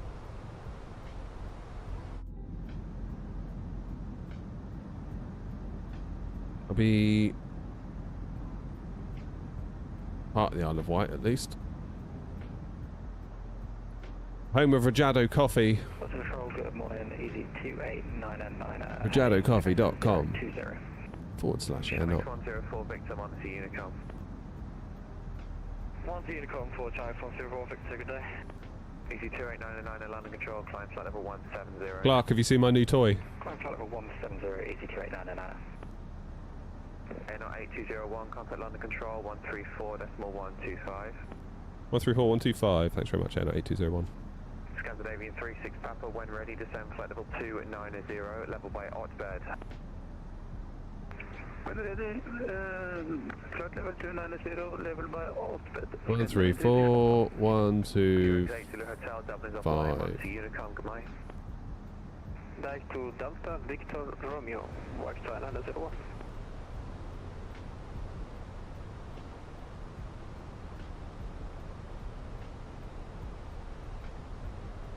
City Air 2 Hotel, request taxi. City Air 2 Hotel, taxi straight ahead, hold it off there. Straight ahead, hold on, City Air 2 Hotel. Speedbird 828 Yankee, via November Bravo 11, runway 09 right, clear for takeoff, surface wind 200 degrees 4 knots. Hi, November Bravo 11, still line right, clear for takeoff, Speedbird 828 Yankee. London Control, Airnaut 8201, descending for flight level 130, tel 2. Airnaut 8201, London Control, hello, route direct Holly. Direct Holly, Airnaut 8201.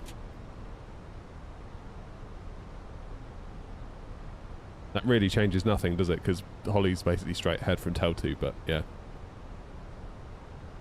Swiss 542 Delta, speed 180 knots. Yeah, we've got a new little radio panel now, Clark. It's really nice. And this! Check it out. Review soon.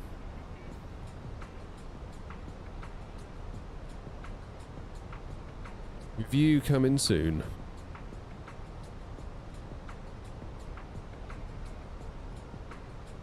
I just feel a bit conflicted about it. I feel conflicted. E-Corp, thank you, mate. Appreciate you. Radio panel is from Wingflex, Murray. So all of this is Wingflex. It's the FCU cube range.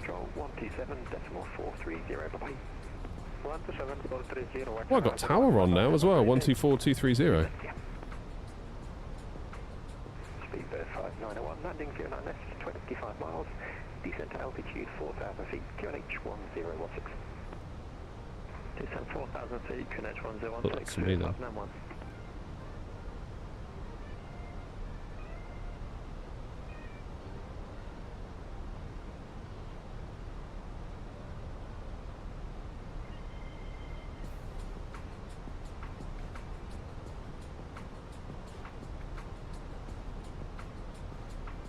Airnaut 8201, descend, flight level 80. 80 Airnaut 8201. Speedbird 5901, speed now 180 knots. Yeah, I need to figure out how to mount the overhead. They do sell a thing, but it's like $160. It's like, what? Speedbird 88 Yankee, report passing altitude, climb now, flight level 150. Passing 2,000 now up to 150, Speedbird 88 Yankee. Swiss 542 Delta. Not necessarily full Airbus all the time, Jacko, but I think definitely a heavy bias towards it. 2,500 feet, Swiss 542 Delta. At least for right now. Just there's so much kit available and the plane is in such a good spot. It's like, why wouldn't you? Do you know what I mean? Ignoring the price, any difference between wing control versus wing flex? It's hard to say because I haven't got the equivalent of these from wing control. So, yeah, it's hard to say.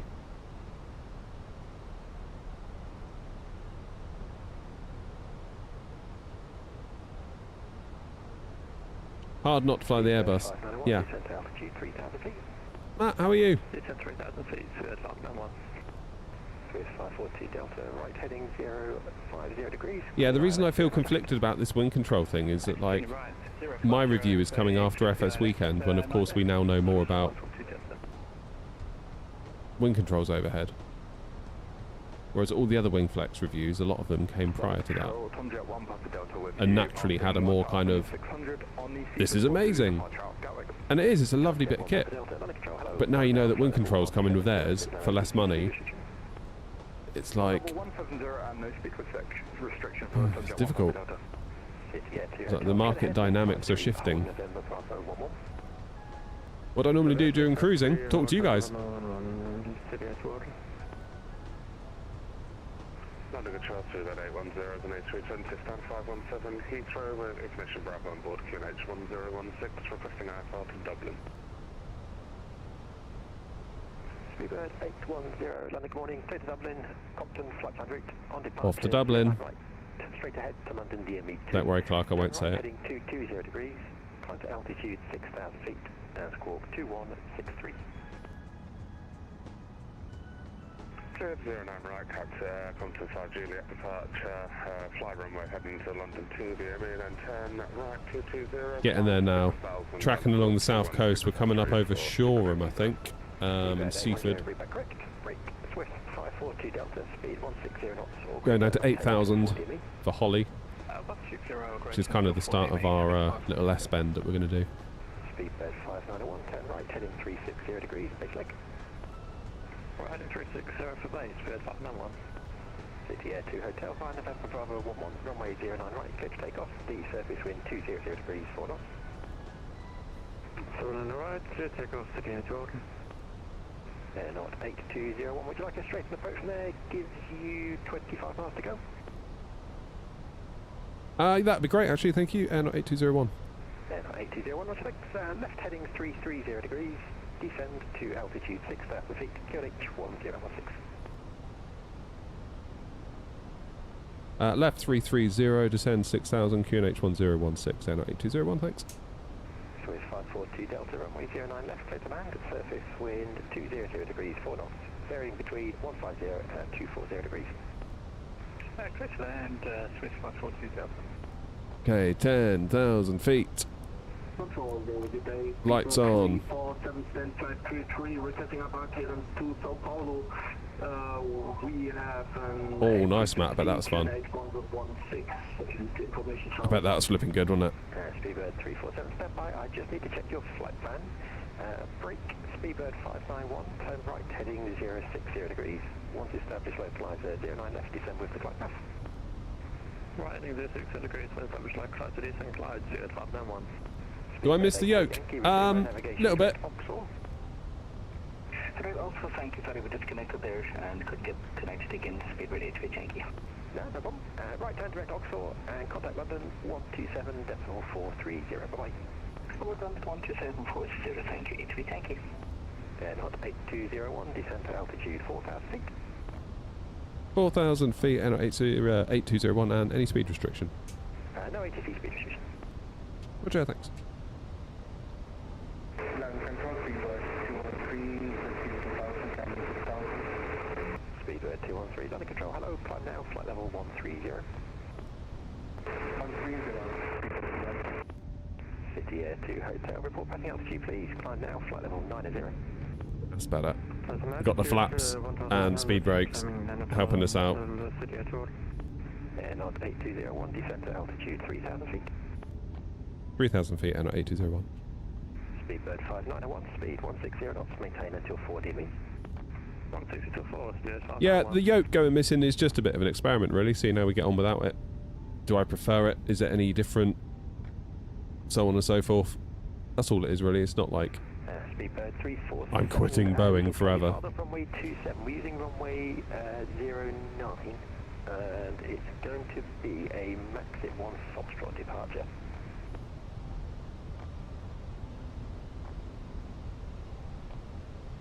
The only thing this radio panel doesn't have is the above below. I don't believe. Speedbird 347, Maxit 1 Foxtrot from runway 09 right, score 2256. Maxit 3 Foxtrot, Speedbird 347. My apologies, it's my mistake. Mod me 1 Juliet from runway 09 right. Mod me, yes, runway 09 right, Speedbird 347, no problem. Tomjet 1 Papa Delta, contact under control 127.430, okay? Under control 127.430, report Tomjet 1 Papa Delta, thank you. Yep. Speedbird 213, climb unrestricted, flight level 130. I'm going to go speed 190.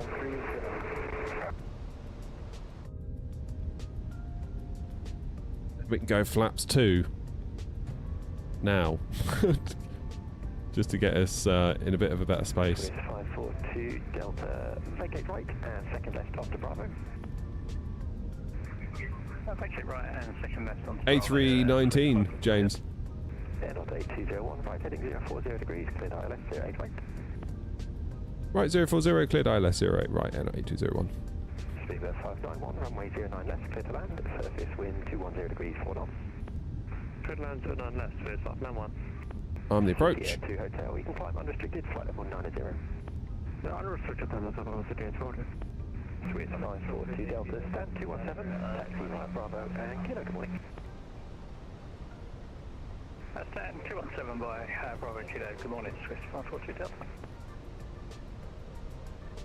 We've got tower lined up. Thai 911, heavy request pushback and start on. And through full setting. Thai 911, push and start approved, face to the south. Pitch south, Thai 911, heavy. Thank you. Weather control, good day, see this also an honor climbing full up. There it is. Speedbird 479, under control, hello, climb now, flight level 80. Flight level 80, see this also an honor. Have I ever tried the headwind? Yeah. Not in 24 though.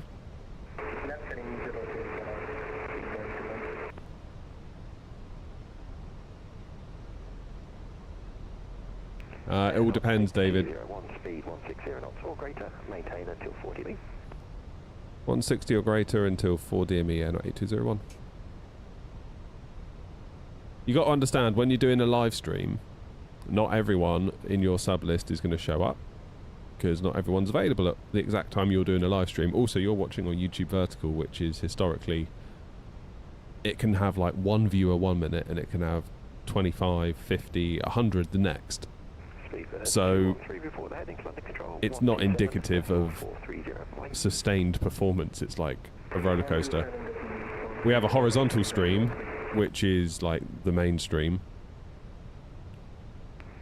on YouTube and Twitch. Those are like the main places, if you know what I mean. London control, hello, information Delta's coming. Alpha Visual 6 Tango.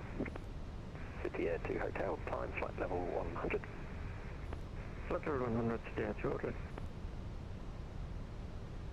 Speedbird 479, climb flight level 90. Flight level 90, Speedbird 479. Okay, flaps 3. Welcome right on to Alpha. Right on Alpha, Speed, up and 1. Does liking the stream help? Yep. Hit the like button. Gatwick Tower 124230. Thanks for the help, Anna 8201.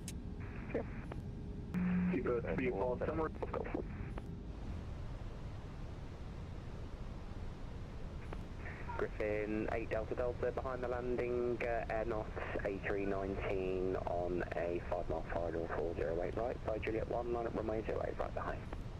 Okay, behind the landing, air knots by Juliet 1 runway 08 right behind for Griffin 8 Delta Delta.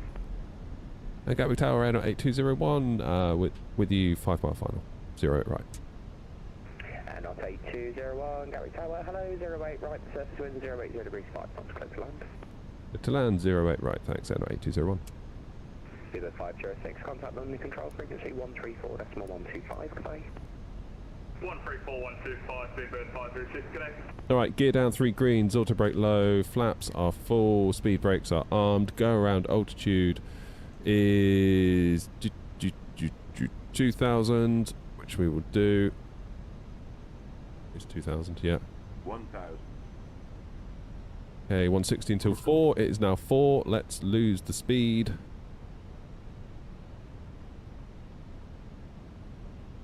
Come on then.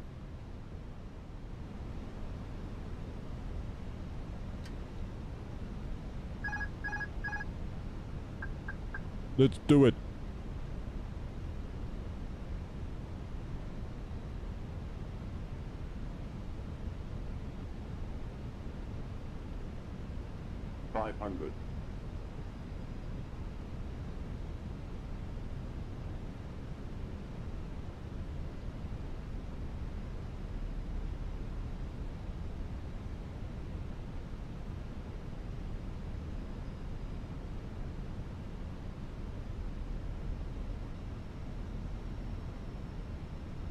Can we get a nice, good landing? Because I feel like my landings have been a little bit iffy. The last few streams, I've always walked away being like, ugh. Could have done better there. That was a bit of a float. That was a bit to the right. That was a bit to the left. Also, is our landing, is our right engine going to shut down?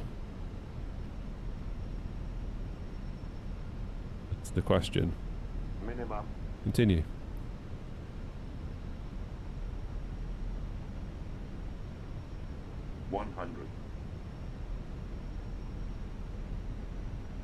Disagree with the pappies. 40, 30, 20, retard, 7, 5. And let's shut the engine down. There it goes. Brilliant. Thundercat 1 Golf Golf, hold Juliet 1. Hold Juliet 1, Thundercat 1 Golf Golf. Absolutely cracking behaviour.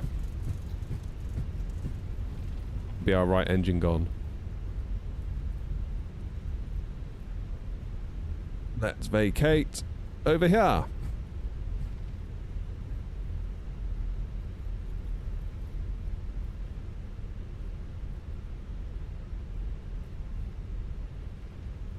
Will do. Tower, easy 54 Alpha. Engine's off. Yep. Juliet 4, sorry. Easy 54 Alpha, hold Juliet 4. That'll do. Juliet 4, easy 54 Alpha. GT, thank you, mate. Appreciate you. Really appreciate that. Thank you very much indeed. Take off, 8 right, Griffin 8 Delta. Thundercat 1 Golf Golf, behind the departing British Airways A320 by Juliet 1, land at runway 08 right behind. Behind the departing British Airways A320 via Juliet 1, runway 08 right, flight up and behind, Thundercat 1 Golf Golf. And on 8201, you're very welcome to Gatwick, hold short Juliet, ground 121.540. Hold short Juliet and then ground 121540. Thanks, there, not 8201.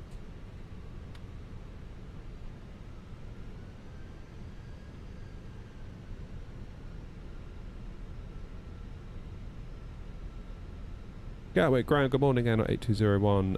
We're planning to hold short Juliet. Air 8201, good morning, welcome to Gatwick. Taxi right on Juliet, stand 18.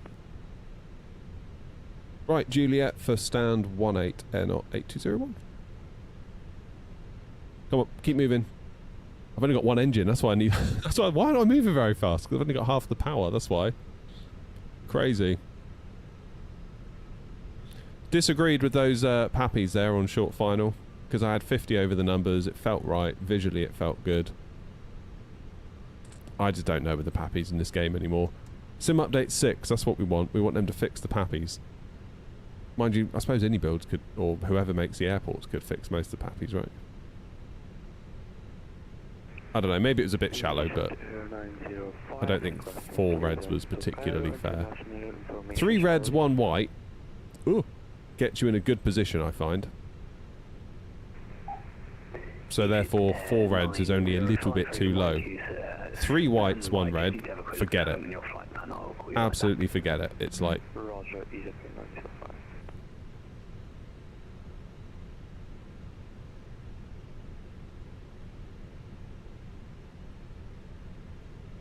from the on-screen stuff, I don't know if I can. It just takes it. Look at that big old triple. Alright, let's put my thingy into standby.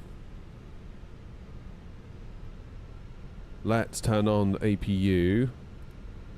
Let's turn off these.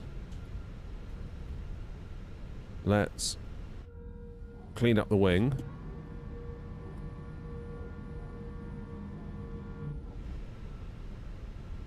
We're going to make a left and a right, basically. Just keep following. Oh, there's a shadow. There's a plane going up. That's cool. That's a cool effect.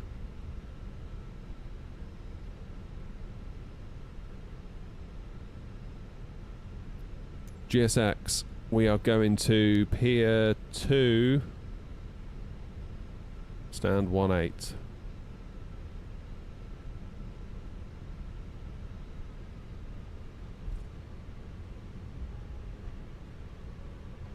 Cheers, David.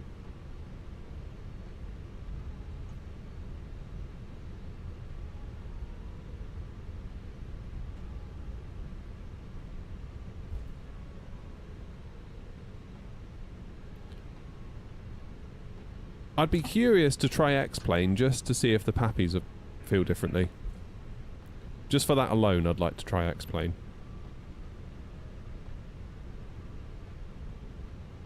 Let's keep her moving. Egypt 905, I've just sent you a reroute in text. Just have a look and let me know if you can accept. The engine shut down, we think. I see a lot of you in Twitch talking about it.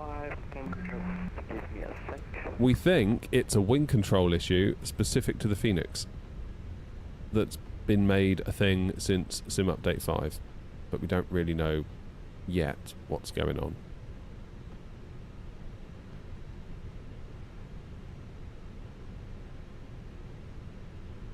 In we go, 1-8. Pappies are perfect. So literally 2 reds, 2 whites will get you down, will they? Because some people say, whenever I bring it up in the sim, some people say, oh, well, yeah, it's supposed to be like that because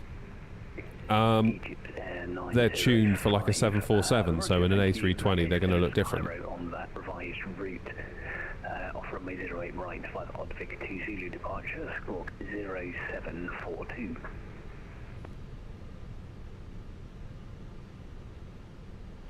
But ever since I saw that A330 driver video where he was like, they are wrong. Because he says, if I visually get myself where I know I need to be at Dusseldorf Airport, where I'm in and out of all day long, if I get myself over the threshold at exactly the right point, i.e. a 50 call out over the numbers, I'm getting like 3 reds, basically. So you've basically got to offset by one light. I just don't get it.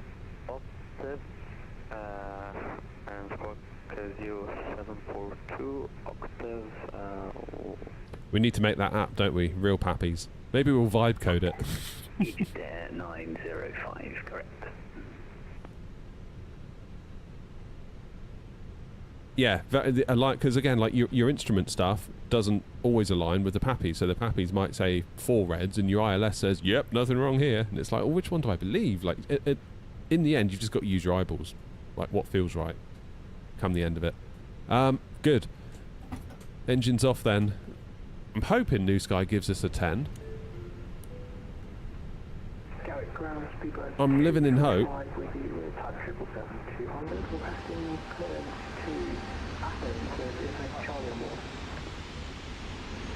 Yay!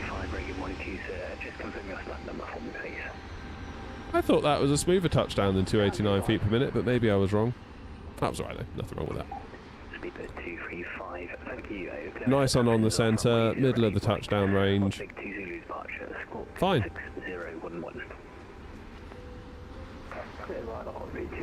Oh, Grumpy, I'm not suggesting. Airnot, is that a mod? What's that? The terminal? It's the IndyBuilds version of Gatwick.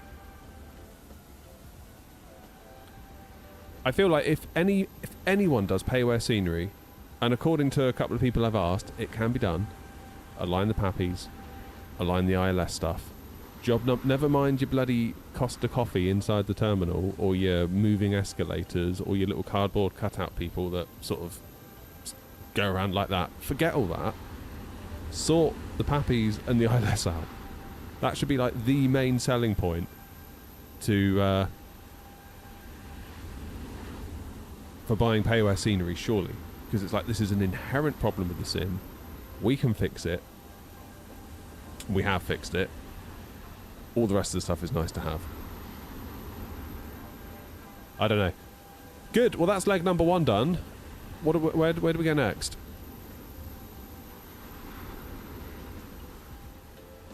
There is more aircraft that need to be rescued. So, in about half an hour's time, every half an hour this updates. So this one will come off the list. That'll disappear, which is good. So just looking at the planes available, there's a 321 in Dubai. Do you think people are avoiding Dubai at the moment because of everything that's going on? Do you think there's like a knock-on?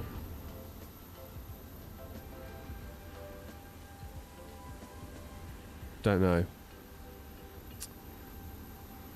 Use FSI panel to get it right for both ILS and the Pappies.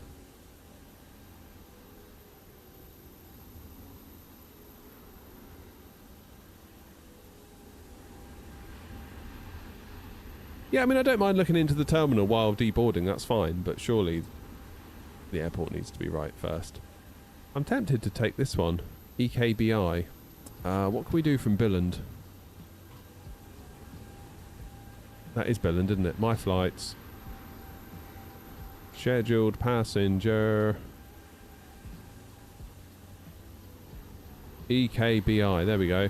We can go to Eddie from Billand. That's a plan. I like the idea of that. Let's do that. That's the reg is G-N 31910CS. Where is it? G-910-CS. Perfect. Going Legoland up to Eddie. That's the plan. What time is it now? It is... Let's say we're going to be gone by 10... Let's go 10:50. Skippy, thank you. You know, I think we're like 4 followers away from 2,000 on Twitch. So one of you could be lucky follower number 2,000. Just saying. Let's go, Billand. So I'm going to disconnect from you. And it's going to be like starting all over again, isn't it? Let's get this one filed. 4203. So basically we're going to head all over the North Sea. We'll have a little bit of lunch. We'll get to Eddie. Probably for about 1:30ish, 20 to 2, I reckon. That'll be about right. That'll be about right. Because I've got a couple of little jobs I need to do before I go and get the boyos from school later. So that'll all work out Millhouse. Call sign, air not. Where's me sim? Here it is. Let's get out of here. Let's go back to the main menu. And we're in a Sharklet version of the 319 with CFMs. Okay. So we need to change, don't we? CFM Sharks. Go. Now we can go to Billand, which should be over here somewhere. Billand, where are you? There you are. Now, passenger ops, it's going to be from Billand. Normally, I'd go from down here in a triple with the cargo, because of course Legoland is... Where is that Legoland? There. Don't actually know where Legoland is. I know it's not far, is it? It's like... Another airport just there as well. Yeah, that must be Legoland. Right. This must be Legoland, surely. Looks kind of small. If it is. Oh no. What could this building be? Lego house. Anyway, we're not here to look at Lego. We're here to fly a plane. So let's jump up to... Don't know. What's free? Is there anyone there? First of all, because you never know, do you? Don't want to spawn on somebody. It looks like probably there isn't. Yeah. Let's go 3-4.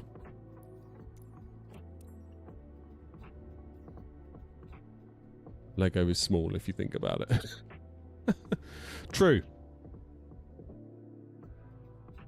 Freeware scenery, this. Right, now I don't know why, but my Phoenix takes forever to load.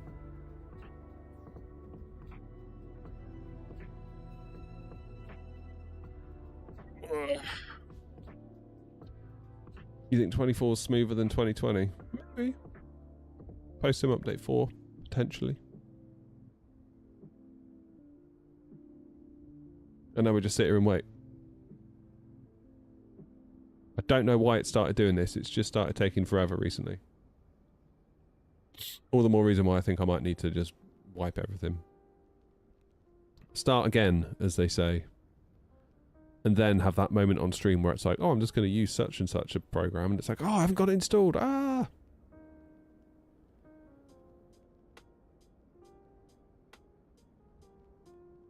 They've got to build the A319 out of Lego. Oh, that'd be a cool project though, wouldn't it? Imagine making a plane out of Lego.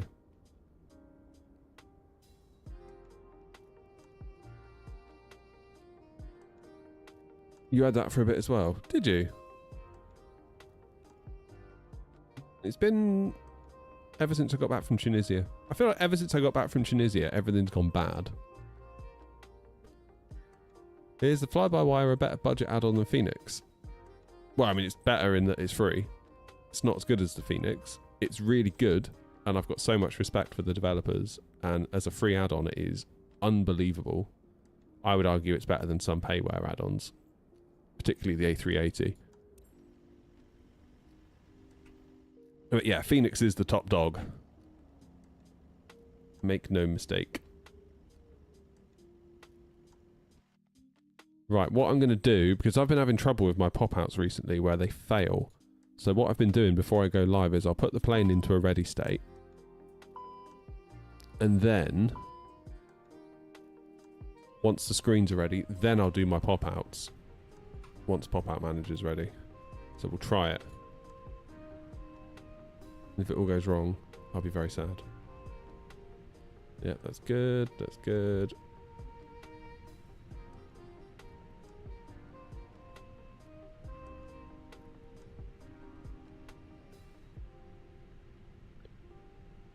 Yeah, FlightWings, to be honest, every Builds aircraft, I've generally struggled with it in one way or another, to the point where I'm not sure I'm going to do any more. Like, I'll probably take a pass on the A380. I mean, I'll probably cave and then hate myself for it, but yeah. Twarog says, I'm so happy with Sim Update 5, especially the way it's broken. Yeah, we've had one or two issues, haven't we? One or two. Panel state. Cold and dark. Have I tried the A380 from Fly-by-Wire? Yeah, a while ago we flew it, but yeah, it's not like we've never used it.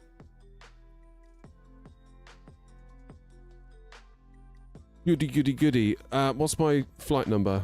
Because I've got a new flight number now. Airnaut 4203.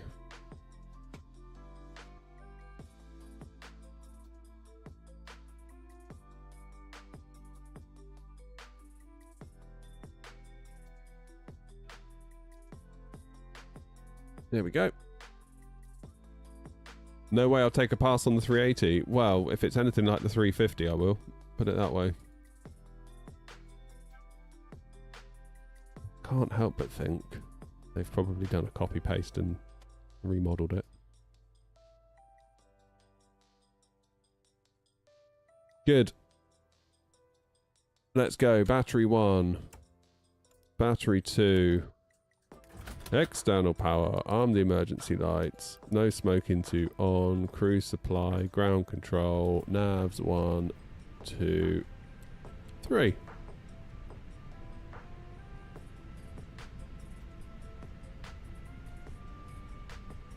And nav lights on, because of course we've got power. Good. Let's get you in. Billand to Eddie. Hour and 20 in the air. Perfect.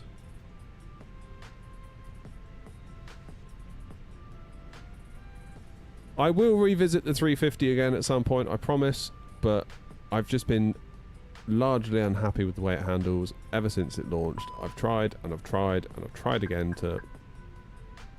I don't know, it just feels like it's just very arcadey. I know that they swear it's realistic. I don't believe them, to be honest. The 340, 300 I thought felt odd. Again, it had that classic Builds flight model feel to it. They all feel the same in what, like this weird sort of laggy lack of... You don't feel connected to the aircraft like you feel connected to the Phoenix and the PMDGs. It's just got this weird disconnect feel about it. Again, like an input lag, like an input delay sort of feeling. I don't know. And the 340, 300 had it. And I remember thinking, if Tolis come out with their 340, 600 and theirs doesn't, and they made a big deal about their flight model, saying they've worked with a university to perfect it, and they've obviously been known for their flight models in X-Plane. It's like, if theirs comes out and doesn't have it, well then we know, don't we? And sure enough, it didn't. No further questions, Your Honour.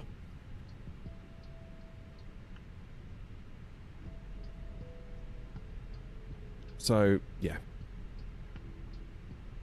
And again, like, why would I put myself through that torture when I can just fly incredible stuff, like the Phoenix, like the PMDG 777, like the PMDG 737. Got the Neos coming soon as well. Potentially, TFDI could be rolled into the mix as well. Plenty to be getting on with.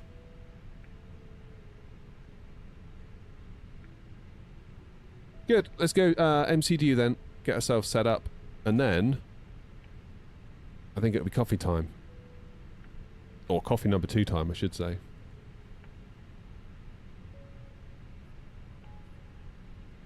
Phoenix Neos are going to be so good for the sim. Just like, look at Gatwick on the day they come out. Every plane's going to be a Neo. Now, what was my flight number again? Air not 4203.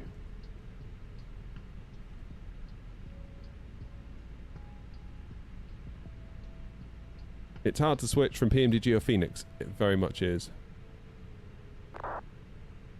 So in 2024 and what's PSX? The Pappies are correct. 1 red, 3 white in a 7-4. Is that what it should be in a 7-4, and then 2 reds, 2 whites?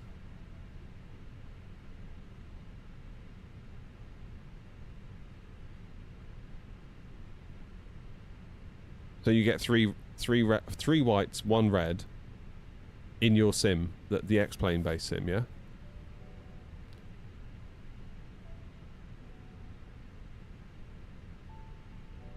So that would... What scenery for Manchester is that in each case?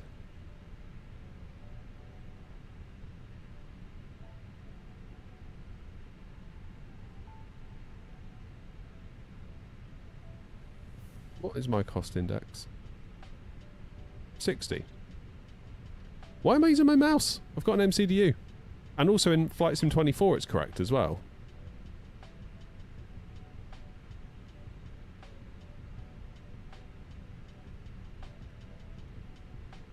And the indie build scenery. Presumably you've got indie builds.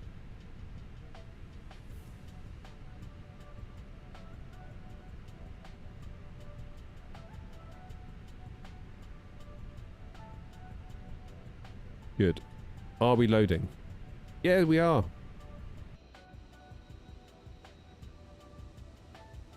Here they come.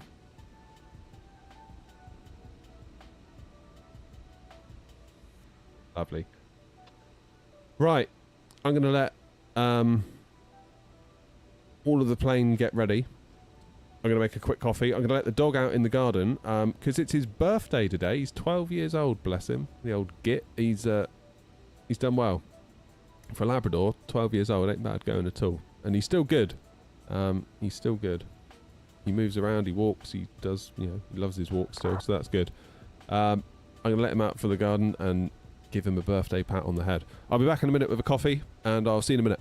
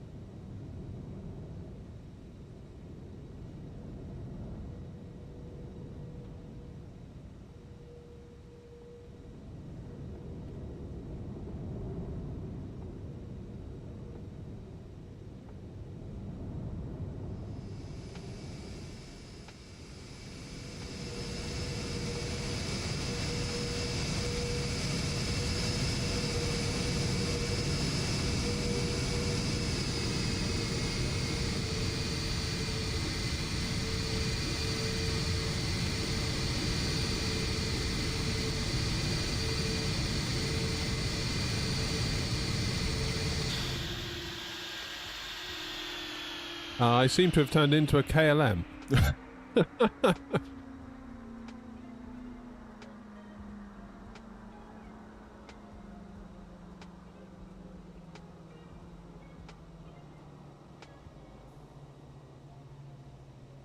So, is that one parked on me? Or spawned on me? Hey, there we go. I do like that livery. There you go, that's how baby planes are made. Oh, that's funny. What a time to come back.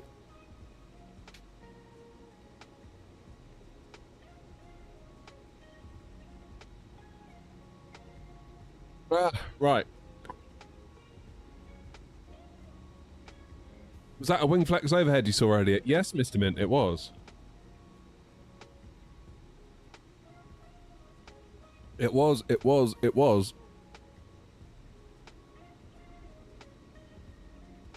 How are we getting on with the loading? Passengers are in, fuel is in. Bargain. Let's get the overhead on then. AP Master 1, 2, 3. On. Yeah, Miss Min, I'm confused. I've made my first draft of the review. I do need to change it a little bit because I've got some follow-up information that I think would be useful to add. I'm just not sure. I feel like my review is going to be different to all the other reviews you've probably seen on it so far, because a lot of other creators got their reviews out a long time ago. For whatever reason, I got caught up with a couple of people leaving, like the people at Wingflex I was dealing with. Like one person would start talking to me, they'd go quiet, then like I'd be like, that's weird, they're not responding. Then someone else would be like, oh, sorry, they've left, I'm in charge now. And then that happened twice on the trot. So now I've actually got someone that's stayed long enough to actually send the thing. And yeah, so as a result, I'm a bit late to the party, which you could say, oh, yeah, all the reviews are pretty much out now. Who's going to care about your review? True. But also, I sort of feel like my review is destined to be different to the others because mine is coming in a post-FS weekend world where we know now what we're going to get out of wing control and the price. So I feel like it's going to be quite a different review on that basis. And one that Wing Flex might not necessarily appreciate. Because what would you buy? Would you go out right now and buy the Wing Flex knowing what you know now post-FS weekend? Like, honestly, would you? Not sure I would. Nothing wrong with the Wing Flex overhead. Lovely device. Very nice device. High quality. Everything you'd expect. But you see what I'm saying?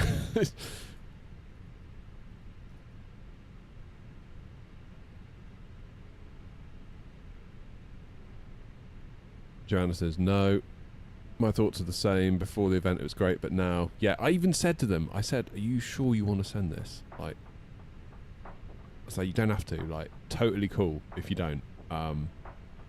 Because I said post-FS weekend, all my guys can talk about in the Discord is this bloody wing control one. Like, I think the video's probably not going to do very well. And you'd have just sent me a $600 thing and not gotten your money's worth.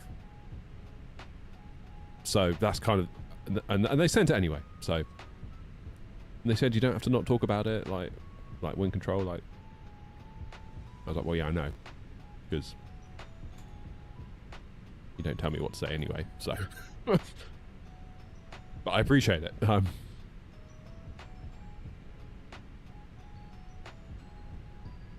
Always irks me when a brand says you don't have to not talk about X, Y, and Z. It's like, I know, I can say what I want because it's my channel.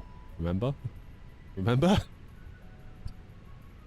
Like, it's meant in a nice way. I know it's meant in a nice way, but it's always like, don't tell me that I'm allowed to say things that I know I'm already allowed to say.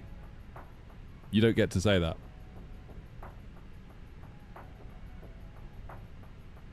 What am I even doing? What's my flight plan? Bampy 5 Alpha. Bampy. That's what my kid used to call my dad. He couldn't say Grampy. Bampy.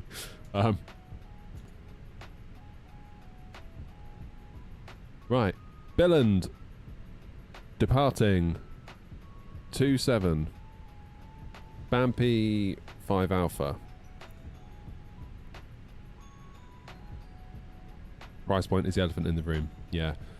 The only thing you need to be aware of, though, with the wind control one, is I know they came out and on the slide it said like $349 or whatever, and everyone was like, oh, that's such a good price. It is, but that's prior to any taxes and shipping.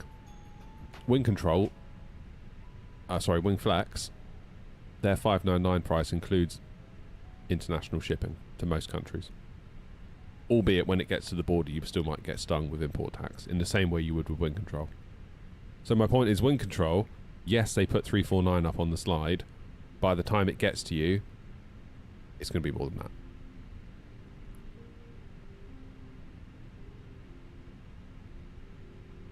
Let's go ILS 24 then into Eddie.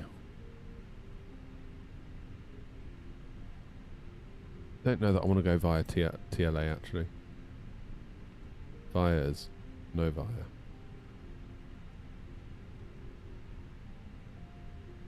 Here we go then. That's looking good. Let's go to Jenna, thanks. Secondary flight plan. EKBI/EKBI. Secondary flight plan. Departure to... What was my departure? It was 27, wasn't it? On the Bampy 5 Alpha. And then we'll go into the arrival and put in ILS 27 Zulu. So if we need to come back, we're covered.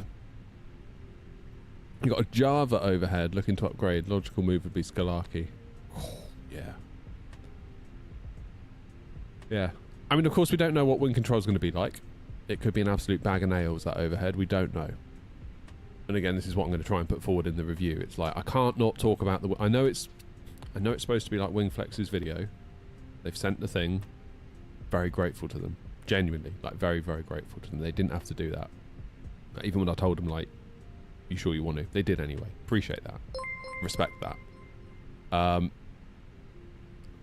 Captain Smurf... Oh, Philip, thank you. It didn't come up on the... Oh, there it is. It's come up now. 18 months, Philip. 18 months. 18 months. Year and a half. Bloody hell. Where's it gone? Where has it gone? Yeah. So I feel a little bit bad that it's like Wind Control's video. Not Wind Control. I've got to double check my video to make sure I'm saying the right company name. Philip, you just gifted 5 as well. Philip, you don't have to do that. Thank you so much. Thank you, thank you, thank you. If you got a sub from Philip, A, be sure to say thank you to Philip. B, if your YouTube account is linked to Discord, to your Discord, if you've done the thing where you link the 2 accounts, you should be able to get yourself into the Discord now, because I've set that up for YouTube as well as Twitch to hopefully make it easy. If you can't get in for whatever reason, if it's being weird, because sometimes it is, email me and I'll let you in. airnot@icloud.com. Philip, you legend, thank you so much. Thank you, Philip. Initial climb clearance 060.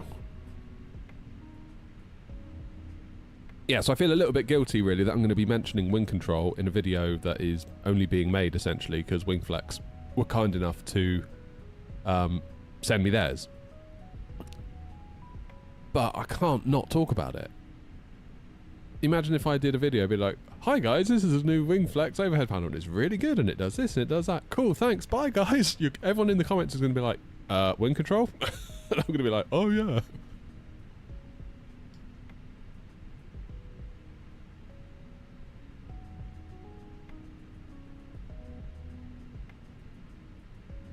I didn't warn them necessarily that it wouldn't be favourable, Joanna. I just sort of said that I get the impression that all anyone cares about is the wind control one, because that's all you lot were talking about in the Discord forever. About whenever it came up to overheads, everyone's like, wind control, especially after FS weekend. Then it was like double time, triple time.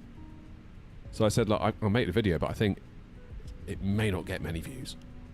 And you'd have sent a very expensive thing for not an awful lot back on you. Essentially, it's an investment. I know it sounds really transactional and horrible, but like, the only reason they're sending me this stuff is because they think they're going to get something out of it. Like, it's not a prize for me. It's not a reward like, oh, well done for building up your YouTube channel. Here's a free thing. That's not what it is.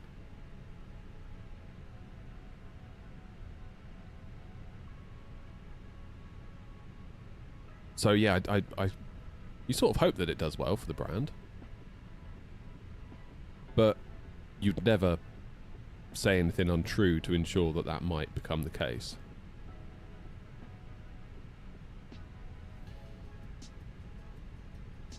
So yeah, I've tried to make it as fair as I can. Like, I'm not saying buy the wing control, because it ain't out yet. We don't know what it's like. But at this point in time, surely you'd wait and just see what it's all about.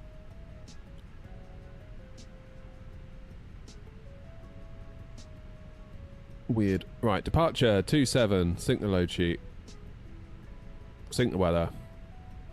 Flaps 1, down point 1, 141, 142, 146. Nice big long runway here, because of course it can take a 777.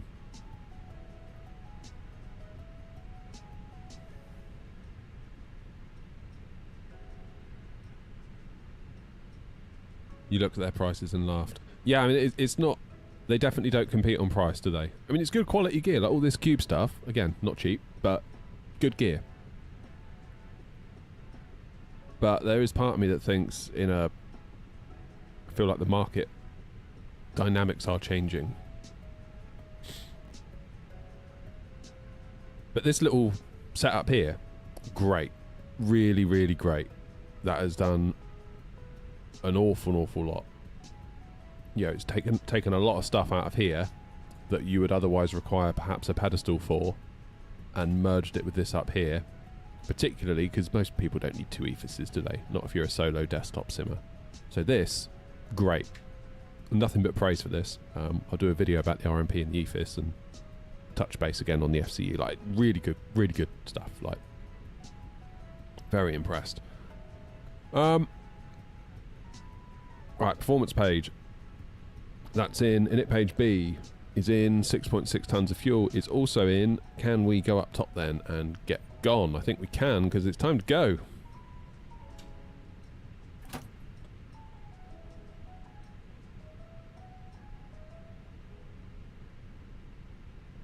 Yep, exactly, Mr. Mint. Exactly. If you want something smaller, more compact, 100%. Only thing that caught me out is that because it's compact, they've moved buttons around. And you go looking for them where you think they should be based on that, and it ain't there. It's really confusing. Departure checks completed. Bypass pin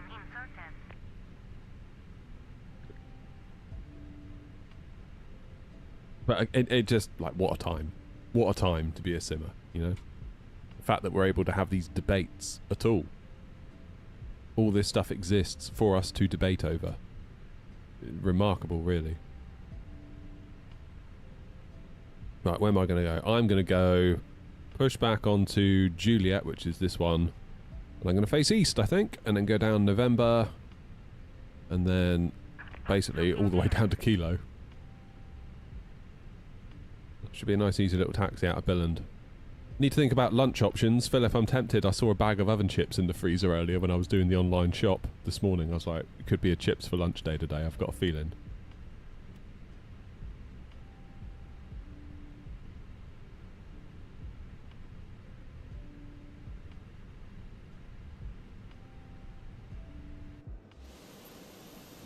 Are we ready, GSX? Yeah, we are. Look at that. Nose right, tail left. Billand traffic, good afternoon. Air not 4203, stand 34, pushing back onto Juliet, facing east, Billand.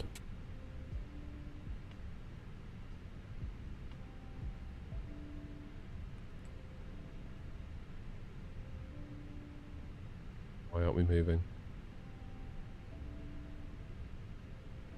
I put the parking brake on again. Then release it.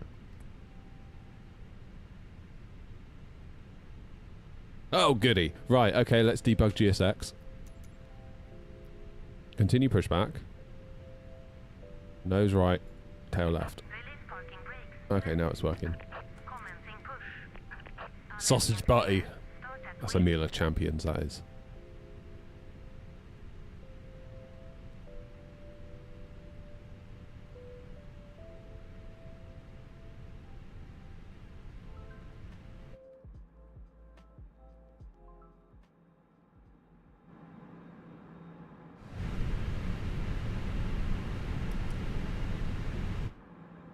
Ready?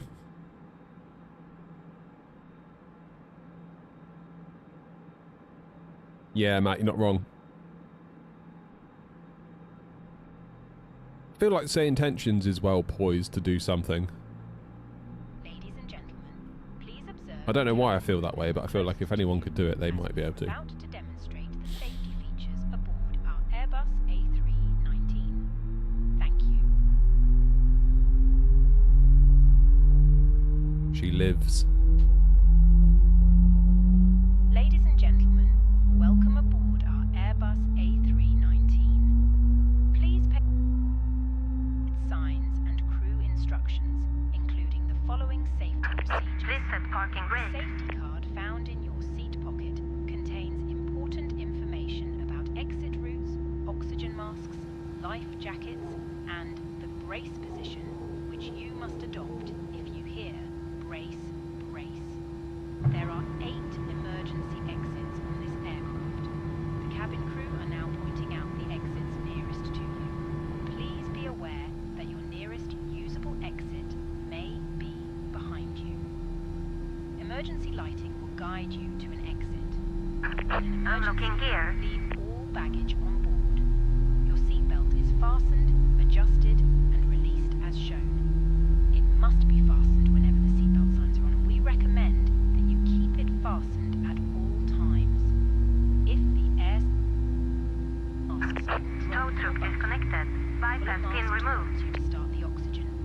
Put the mask over your Left nose is and clear. mouth. Right is clear. Normally. Hold the mask in place. With the strap, pull on each Oh, I side love of those the sounds. Put on Sometimes it's just better to shut up and listen to him, isn't it, rather than make noise. Good.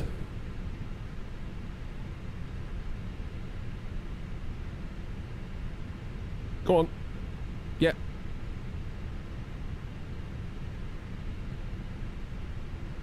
Thank you. Right. APU can go off. Nav light was already on, but I'll put it into position 2 because YOLO. Other than that, we're looking pretty tidy, aren't we? Let's give the cabin a ding-dong. Auto brakes max. Arm these spoilers. Collective wind shear. Let's do a quick check. Just wait for the cabin. We're good. Did we just hear the barking? I think we did.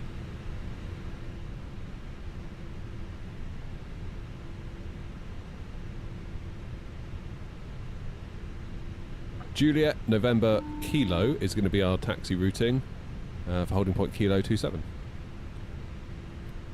Billand traffic, Air Knot 4203 taxiing to holding point Kilo, runway 27 via Juliet, November and Kilo, Billand traffic. OG, how's it going? Have you recovered from being GSX the other day? I must admit, I did feel for you.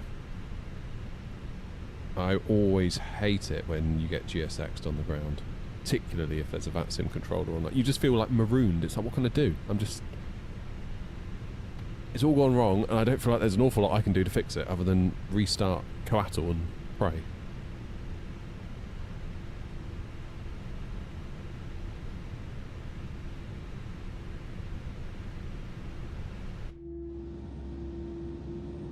Right, let's enjoy our 2 working engines while we have them until we get to Eddie. You got catapulted across... That happened to me in Hamburg, and I still don't know why. I think I was I just arrived at the gate, and I don't know, I was like sorting the plane out when we got to the gate, and then it was just like wallop.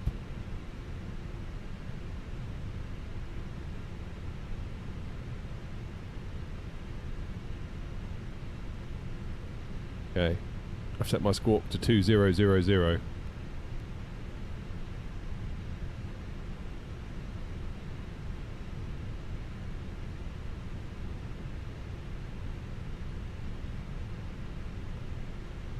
Oliver, how are you?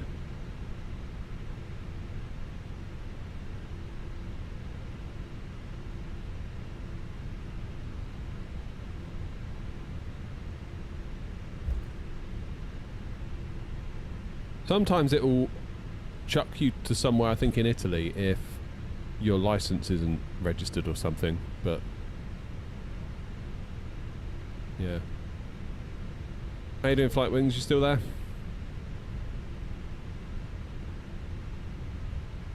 Okay, left on kilo.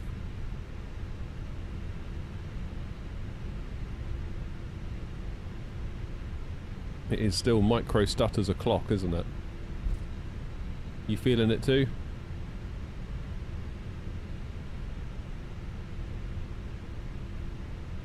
Turned your bachelor's thesis in. Nice. Well done. It's a good feeling, isn't it?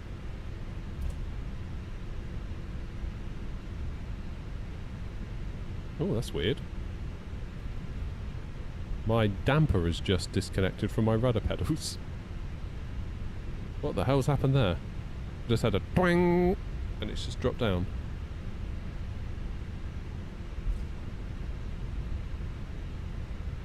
More investigation. I guess the screw's probably come loose and it's just fallen off or something, but God, it feels so weird about the damper.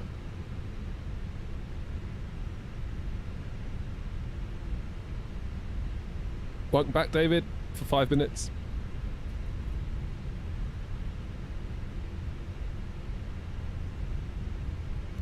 Yeah, fairly certain the damper's just completely come off. Sort of just had a twang.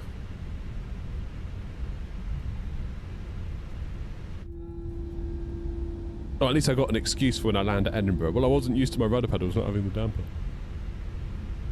That's the excuse.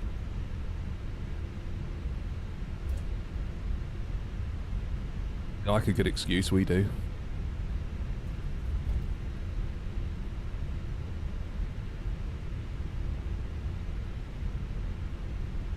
That's my other excuse as well. My I didn't update the banner at the top because my rudder pedals, I was just sorting them out. That's what it was for that. That's what it is.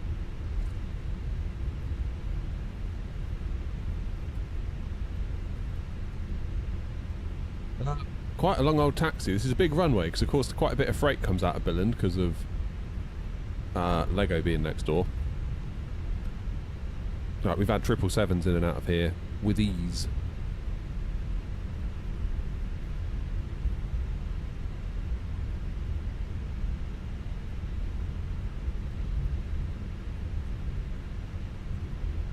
Would it be really weird if I flew the 777 on a stream with the stick like this? I think it would. Like I don't know, it just triggers my inner kind of...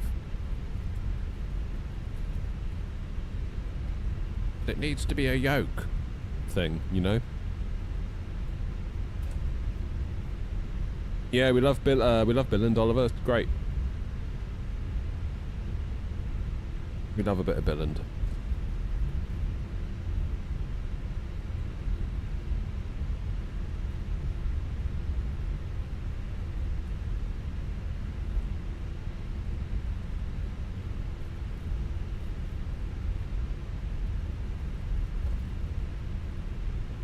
Here it is, finally. Holding point kilo.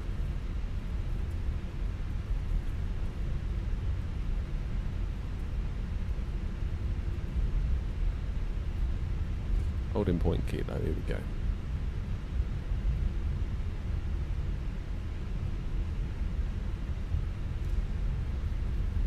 If you want to fly back Boeing, you should bring back the yoke. Yeah, and that would be my plan, I think. Like, if we were to do that.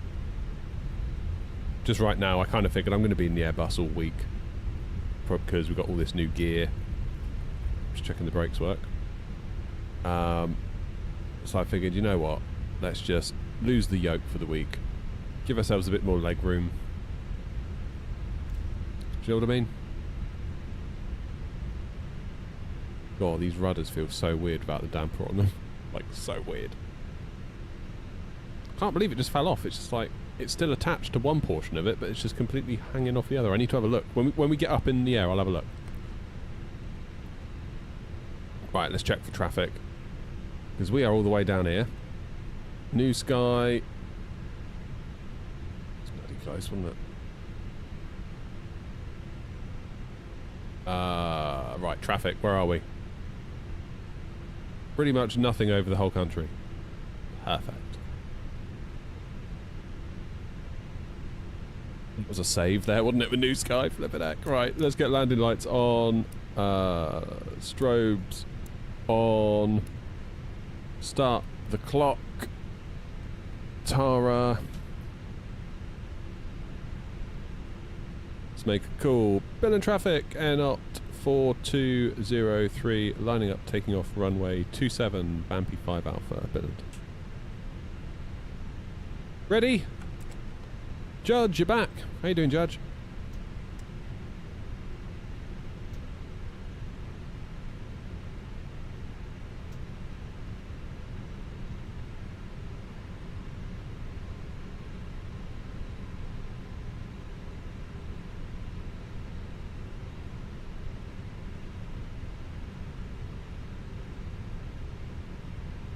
Yeah, William, it's a 319 from Phoenix.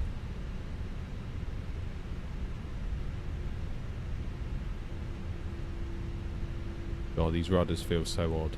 I don't like it at all. Definitely get the damper if you're going to get the motors. Or presumably the wind controls that are very similar as well.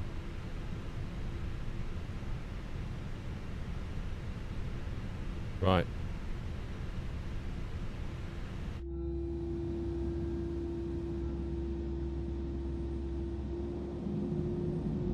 Stick forward.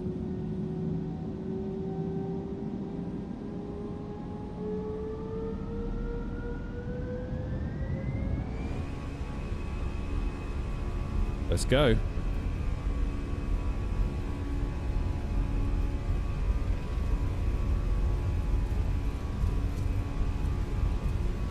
Eighty knots.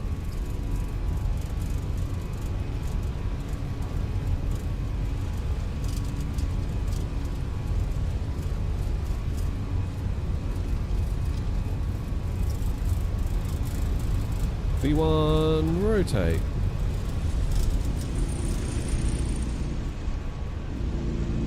Positive climb.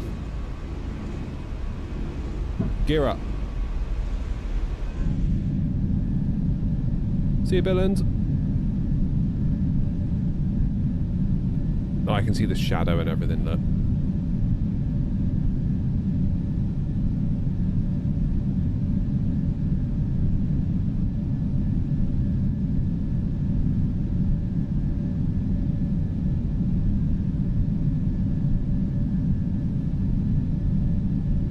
Next stop, Edinburgh. Levers climb. Bring that nose down.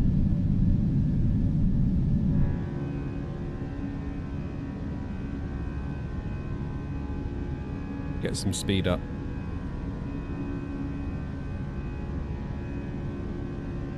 Jaundy, how are you? Flight's going good. This is flight number 2. What rudder? I've got the Moser MRPs. So they sent them over for review back end of November. I've been using them ever since. They're very nice. It's just my damper's just fallen off, and I'm hoping it's just a screw that's wriggled its way loose, and obviously they then come off as a result. Flaps away.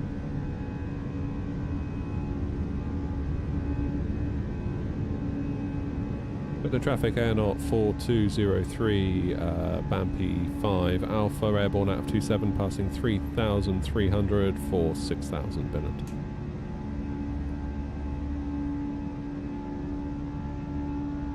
Was looking moody over that direction, isn't it?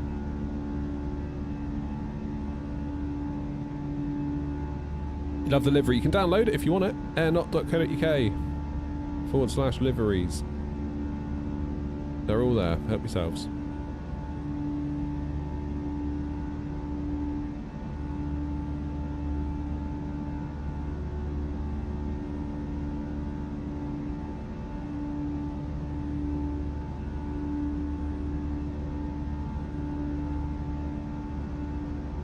Ladies and gentlemen, please keep your seatbelt fastened whilst the seatbelt sign is on. We recommend that you keep your seatbelt fastened whenever you are seated. Toilets are located at each end of the cabin.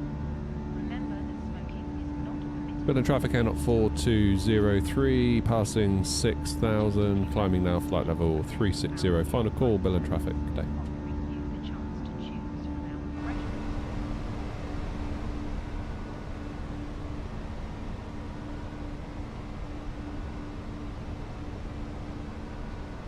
Yeah, Matt, honestly, I love this screen. It's so good. Like, just being able to look out the window. You guys get a nice view. And I can follow the flight directors. I know exactly where I'm going. I know exactly what the plane's doing. I can see what the engine's doing, the ND, upcoming turns. I can see when it wants me to go to standard pressure. I can see when it wants me to go levers climb. Honestly, that alone makes it worth it. But also, just having a bigger PFD in front of you makes it way easier to see on final. You can see the little green crossbar thingies, crosshairs. Way easier to follow them, get them right where they should be.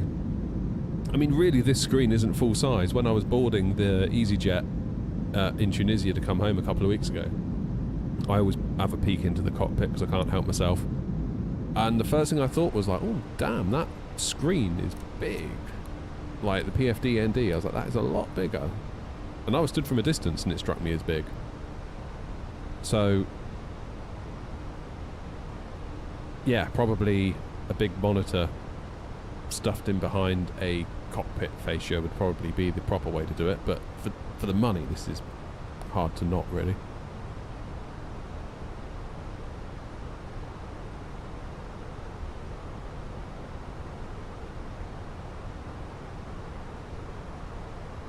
Were you in the 350, OG? I thought you were in a triple for some reason.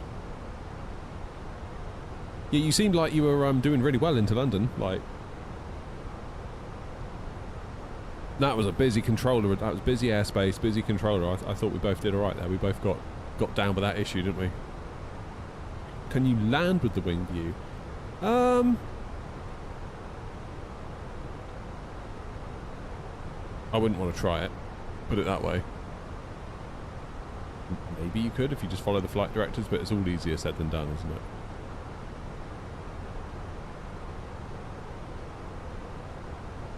Are you not seating it too far from the glare shield to use it? So this, what I've got, this little thing that it sits on is like a custom 3D printed stand that it slots into. I've got the Tobii eye tracker that sits on top, and then I've got the Wingflex FCU range of products that sit on a little shelf that comes up about yay high, because obviously these are on little legs, and then they stick over and they're just right. Well, there's just enough room to get the Tobii cable underneath the gap in between the two. There you go, easy auto land, yeah.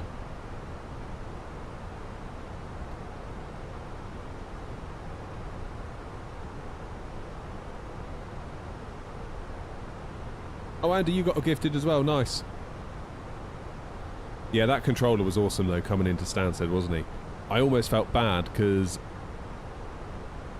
there was part of me that wasn't happy with the landing, and I was like, I can't give this guy a go around. He's too busy. Just get it down.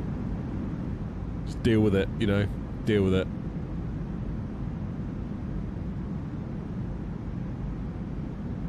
William, yeah, we're on VATSIM pretty much exclusively, to be quite honest with you. I take a keen interest in, say, intentions and beyond ATC. Not because I want them for myself to use, but I think they're still very, very important, because VATSIM isn't for everyone. I didn't use VATSIM for ages. Ages and ages, and I made every excuse in the book as to why I didn't want to do it. Yeah, I don't want to be talking to controllers. I want to talk to you guys. Yeah, all that sort of stuff. And eventually it kind of dawned on me as like, no, you need to do this for the channel. You need to get good. You need to learn something. And you need to... The whole point of the channel was for me to share my learning journey. It wasn't... It was never about me turning up, lecturing you all. That was never what it was about. When I started the channel, I didn't know what a SID was. I didn't know what a star was.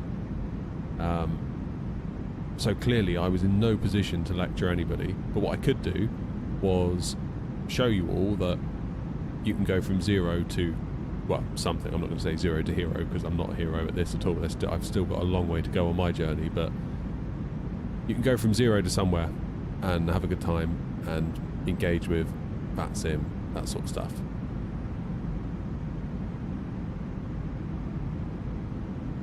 So that was always the point of the channel, never to be sort of lecturing you all as some sort of expert. Now, have I learnt a lot of stuff? Yep. But I guarantee you there's more I haven't learnt. It's one of those where the more you learn, the more you realise you don't know.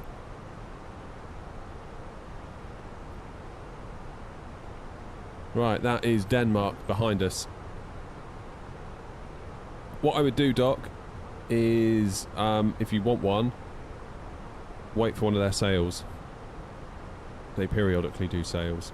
I use mine only really when I'm on the ground for looking around on the taxiways. I wouldn't use it right now. Certainly wouldn't use it on landing. And I don't use it on departure. So when you put it like that, it's a very expensive way to look around when you're on the ground taxiing, but I do find it useful for that. Hope that helps. Some people like the track IR. I've never tried the track IR. I think some people say the track IR, you can pause it, like pause and unpause it, so you could sort of use your head to like look up here, then pause it, so it remains up there, do what you need to do without fear of moving your head and moving it, making it difficult to click switches. The other option is to go for one of those like webcam things. I've got a video on the channel of like, I bought an £8 webcam off of Amazon, the cheapest webcam off of Amazon I could find, just to prove that it can be done. And I used some software that does it in the background. And it just basically does it through interpreting the webcam image. It sort of works. Toby's way better, but it sort of works. Good enough. And then there's what OG's talking about, Beam, I think. Which is just software that interfaces directly with any old webcam, I think.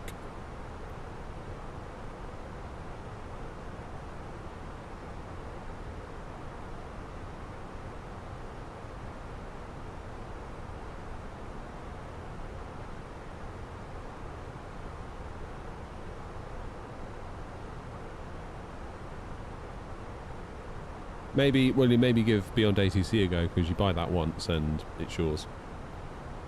It's not... I don't know, I need to revisit it. I always feel slightly uncomfortable making statements about Beyond ATC and say intentions when I haven't flown either of them for like 2 or 3 months. Or more than that now, but... Because they move at a very, very quick rate. Very, very quick rate. Like say intentions, they're just like boshing out the features left and right, aren't they? And I know some people don't like the fact that there's a monthly subscription and they're never going to like that, and that's okay. You don't have to like that, but ultimately they do have ongoing server costs and they need to be paid for. There's not a lot of ways around that, really. Every time you do push to talk to it, it's grinding away, processing your voice, using AI to figure out what it's going to say, what it's going to do. So yeah, if they charge you $20 up front, or $40 or $50, they'd be upside down on that pretty quick.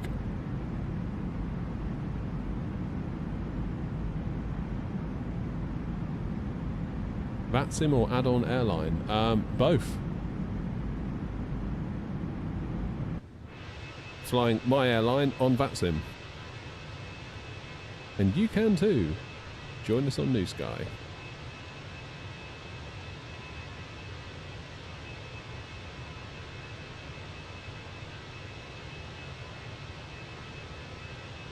We're thinking about setting up another tour like Bristol, by the way, at Heathrow, but potentially 2 tours. Grumpy and I are in cahoots about it at the moment. We're thinking of doing a sort of Dubai would be the furthest leg on one tour. But, you know, you'd get places like Helsinki, like Cairo, like Istanbul, like Stockholm, did I say that? Those sort of places, yeah. Then there'll be another Heathrow tour, which steps it up a bit. Yeah, becoming a Heathrow long hauler, so to speak. What I didn't want to do was put it all in one tour, and then people would get halfway through the tour doing the short haul stuff, or the medium haul stuff. Then it gets from, like, you know, Heathrow to Perth, and then they just stop. And then you've got a half-completed tour. So I figured I'd break it into 2. So that's being developed at the minute. I was thinking of doing a Griffin-inspired tour. So kind of EU ops out of Gatwick. And then I think probably that's going to be the UK done and dusted for a bit. Probably need to move it out to different airports. Seems to be alright though, like the Bristol tour's getting some people on it fairly rapidly. I think what I've learned through the VA is that yes, we are a worldwide VA at this point. We've got routes, you can literally circle the globe with us if you want to. But looking at all the tours, looking at the scheduled planes, the planes that get ditched in places, we are still very much like a Europe-centric airline. And that's kind of what we've had to understand.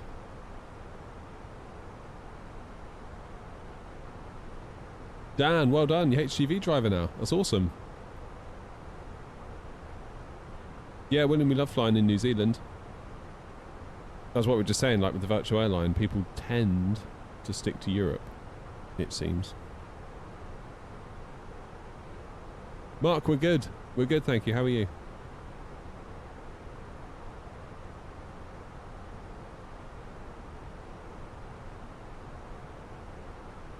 You like VR Iceberg? Yeah, fair enough. Yeah, Australia's got that new world update now, haven't they? That's pretty cool. So I downloaded that, I think. I thought the promise of everything being in the cloud was that when they did a world update, that just got streamed in. I didn't realise I had to do anything. Maybe I misunderstood.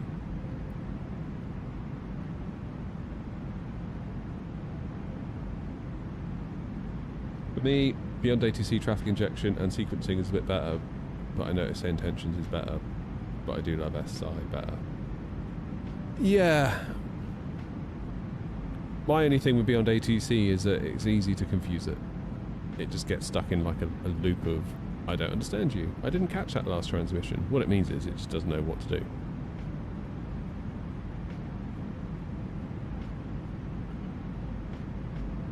Are you moving out, Mark?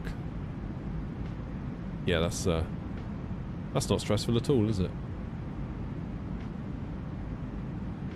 Yeah, the Oz tour, what did we get? We got an updated version of... So thanks to the world update, the airports on the Australia tour, a couple of them got basically an update. We got like a handcrafted airport now. What was it? It was Broome and... What's the other one? Oh god, I don't know now. I love world updates for that. As soon as there's a world update, I'm not interested in... Well, I say not interested. Not as interested in, like, when they say, oh, we've done point of interests and we've done, you know, that castle over there and that thing. I'm just like, what airports have you done? What scenery do I now not hopefully have to buy and spend money on? Like, that UK world update was great. What did we get? We got Stansted, we got Cardiff, we got Cork out of that. We use those airports a lot. Like, we're always in and out of those. Brilliant. Absolutely brilliant. Need to go to Cardiff more. especially with Air Wales on the go.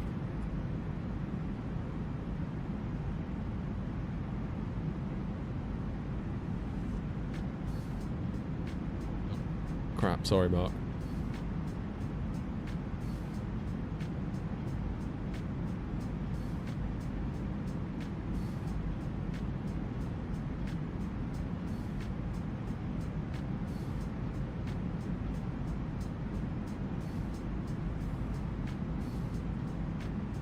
Yeah, I'll know it if you say it, Joanna.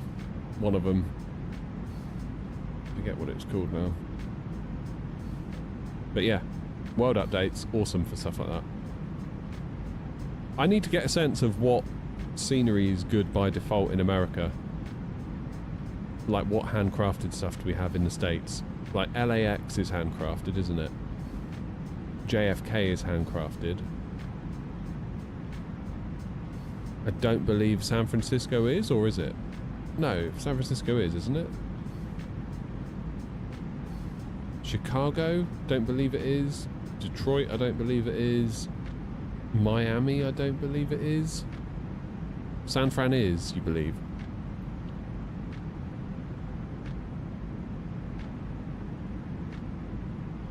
Yeah, Mark, Sim Update 5's been weird. So I started using it and I didn't realise I was using it for about 15 minutes until my eye tracker went weird. And then somebody in my Discord was like, Sim Update 5's out, and I was like, ah, that'll be why the eye tracker's gone weird. Fine. And then every time I land in the Phoenix now with the wind control throttles, my right engine and my right engine only cuts out. And performance for me seems a bit worse, seems a bit laggy, lots of micro stutters.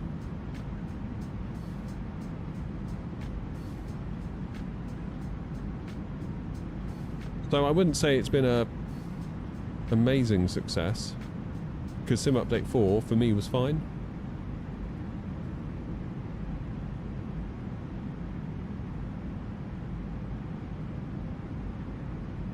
So what we're saying, Shark says San Fran is, and Orlando is. I'm going to make a little list of this, hang on.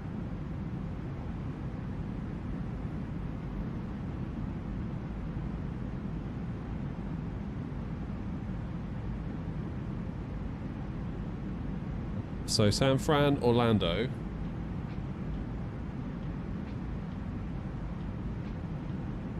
LAX and JFK. Chicago O'Hare is handcrafted in premium. Oh. And would you say that they are good enough for VATSIM? Or are they handcrafted but still remain not good enough? If you know what I mean.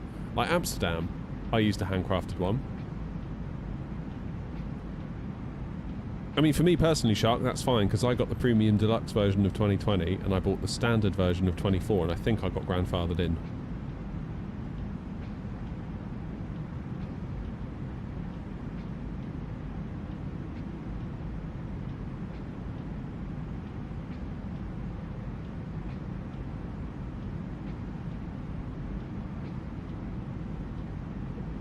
Is Detroit? I don't think Detroit is it? Maybe I should just have a little look.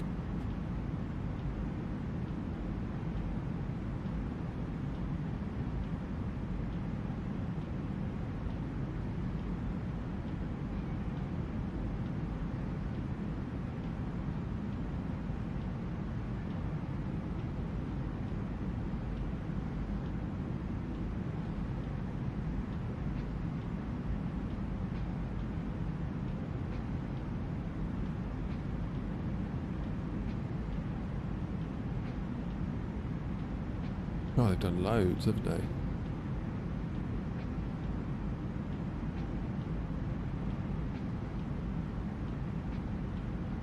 Yeah, Paris is, isn't it?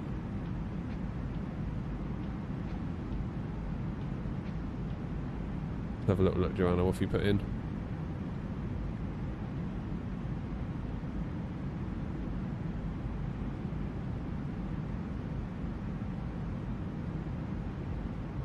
Oh yeah, update 21. Nice.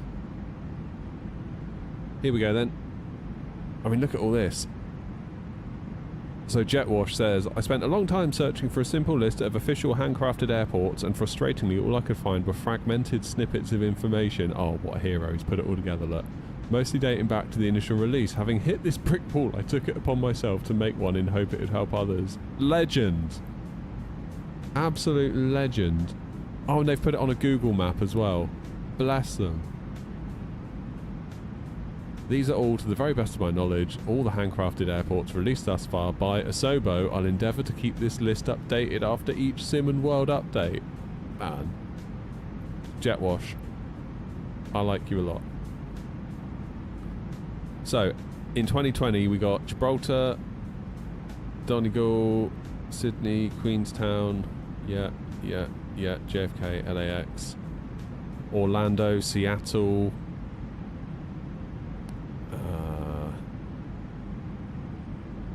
Paris, Innsbruck, Madeira, although Madeira was a bit iffy, I thought.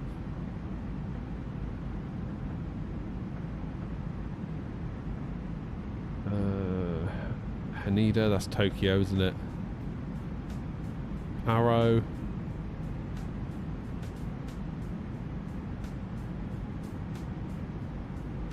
Madrid? Is Madrid handcrafted? If you got the deluxe edition. Amsterdam, Cairo, Cape Town and Chicago. Premium. So I bought Premium on 2020. Denver, San Fran, Dubai, although that got replaced, didn't it, with indie builds. Still not 100% sure that was worth it. Frankfurt and Heathrow, again, replaced with indie builds. Then we got Japan. We've got Nagasaki. There's loads in Japan. USA, what did they do for USA? Dallas, Fort Worth and Atlanta. No way, they've done so much. Liverpool, Liverpool, I noticed that was a nice one that I landed at recently. The others I probably wouldn't necessarily land at.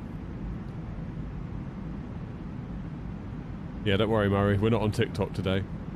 Rotterdam, they've done Rotterdam. Nice, I appreciated Nice. We always like landing at Nice. Stockholm.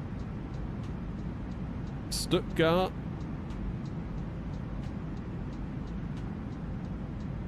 We've got Leipzig, because we've been there several times.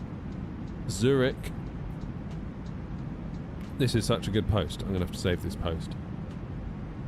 Because when making your tours and stuff, it's quite handy to have these, because if you're going to go to a country, go to one of these, then people are going to have a nicer time, aren't they? Longreach, Shell Harbour for Oz. What have they done for Spain? Faro. Faro's great. I remember landing there quite recently being like, oh, it's actually, I expected just a totally default thing, but it's not. Palermo. Bolzano. There's another US one. Catalina. Catalina wine mixer. If you know, you know. Lake Tahoe. Canada. Don't know Canada that well, really, to be honest with you. Then we've got Sim Update 11. What do we get? Hong Kong Kai Tak. Nice. Princess Juliana. St. Martin. Chicago Migsfield. That was like the old school one, wasn't it?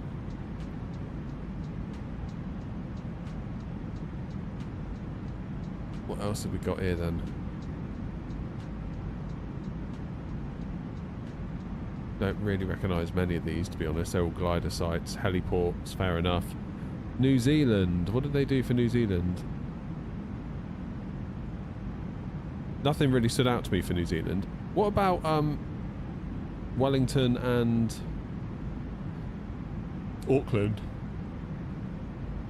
They would seem like obvious ones to be handcrafted, wouldn't they?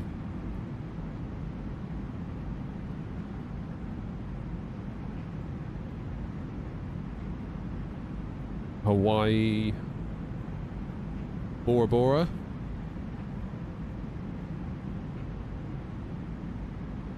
Not sure I recognise that French airport.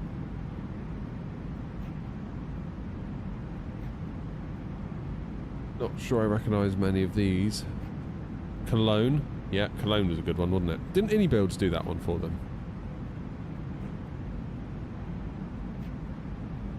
What's going on here? Karuna. That was part of Orbex's triple pack, wasn't it, Karuna? Caribbean. Again, not overly familiar with that. This was a hell of an update. That was an awesome update. Cardiff, Cork, Stansted, Farnborough. World Update 17 was an absolute belter. That was amazing. And got Salzburg, Munich, and Bern as well for World Update 18. Nice. From this point, updates are for 2020 and 24. Okay. Don't really recognise many of these because I'm not familiar with the area. More stuff in Japan, though. Wow. What a legend. So there's a ton there, isn't there? There's a ton there. Scottish Control. 1, 2, 5, 6, 8, 0. 1, 2, 5.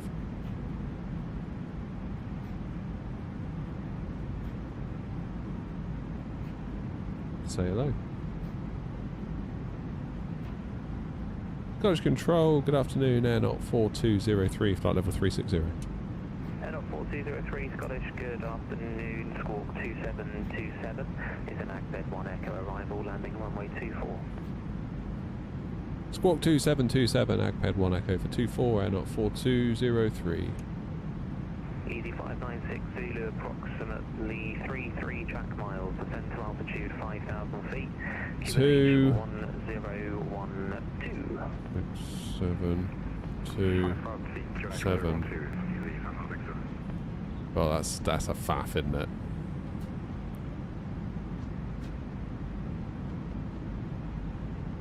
So where are we? Didn't realise Scottish Control was on. Welling 412 uniform, climb flight level 290.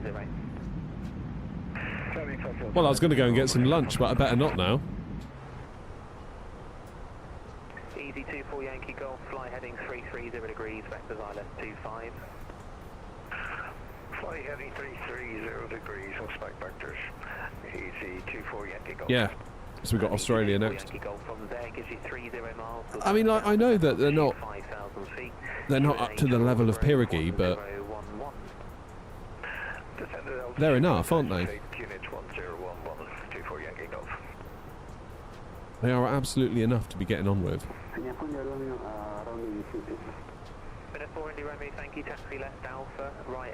Oh, nice one, Stiggy. I hope you enjoy it. GG's, as the cool kids would say. Of which I am totally one, obviously. 596 Zulu, turn right heading 255. Right turning 255, 596.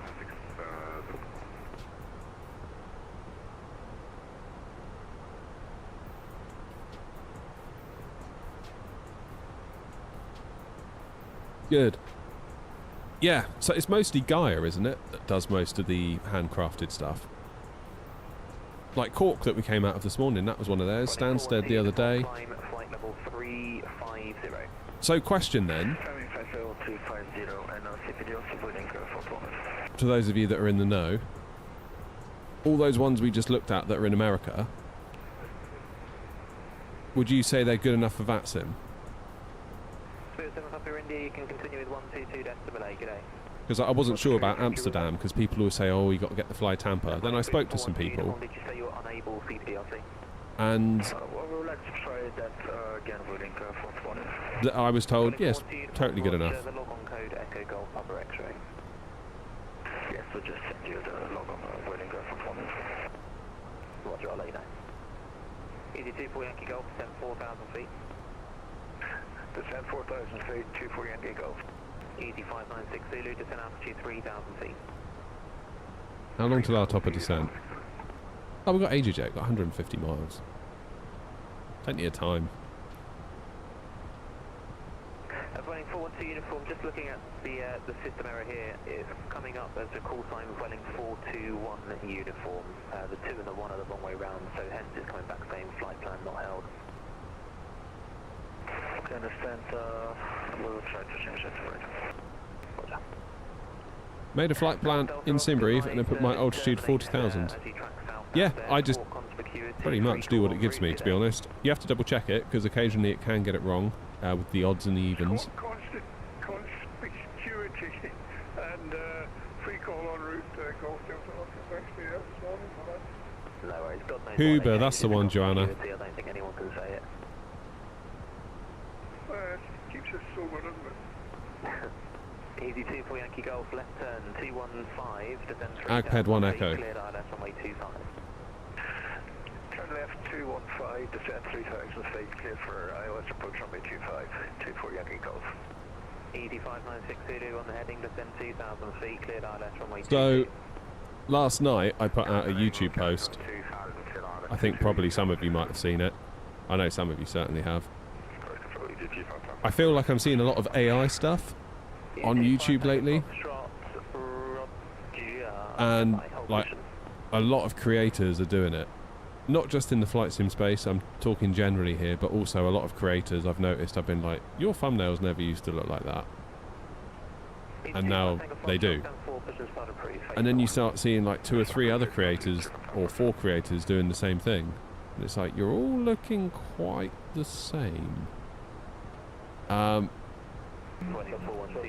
So as an experiment, I got AI to take one of my thumbnails and enhance it. And I said to you guys, alright, what do you prefer? Now, I'm seeing a lot of it on YouTube. Here's one of mine, here's AI's. Which one? And my god, it's basically been a landslide in favour of not using AI. Now, I don't know whether that's because those that have said don't use AI hate AI, therefore they're more likely to put their opinion forward rather than, well, I'm fine with AI, so I don't really feel the need to comment. Maybe there's a bit of that, but it just feels like there's so much AI. My concern is that I'm going to get left behind if I don't jump on board, but I don't want to jump on board. I feel like at the minute it's like there are so many creators that are all looking the same, where historically their thumbnails, no offense to them, were not that good, and like overnight they've changed, but they've all changed and now they all look the same.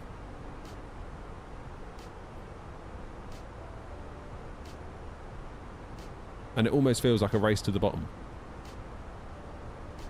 because we're all going to end up, if we're not careful, everyone's going to end up looking the same. And then what's unique about that, other than we all look the same and we can all make thumbnails with 0 effort?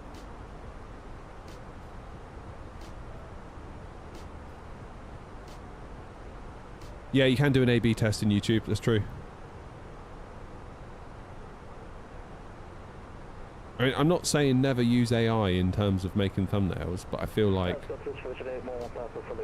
you need to do it very, very carefully, very, very subtly, almost as an aid to your already existing design skills, not just, I made a video about this, make me a thumbnail. Do you know what I mean?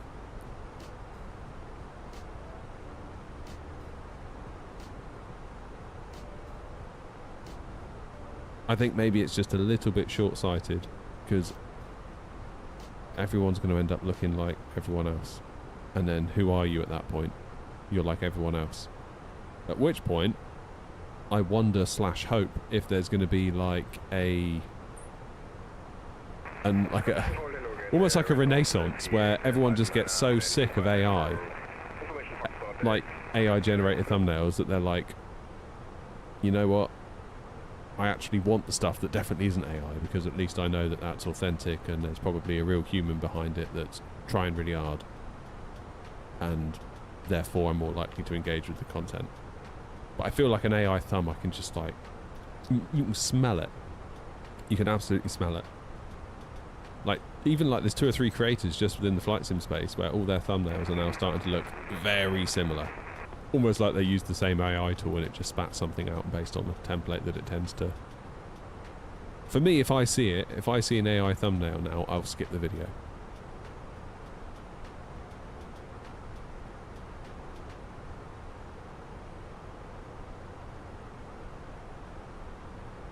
Especially if it's a creator I'm not familiar with. I'm just like, no, I'm not. That's not a good first impression somehow. But I've got a funny feeling that actually in terms of numbers and engagement, I'm going to be wrong in saying that. I bet if I were to go like down that road, yes, you know, us here, I feel like we've got an understanding and we agree on a lot of things like in this regard. I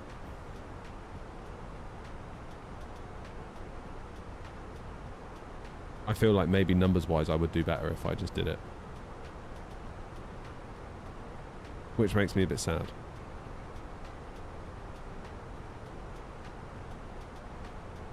Being completely honest.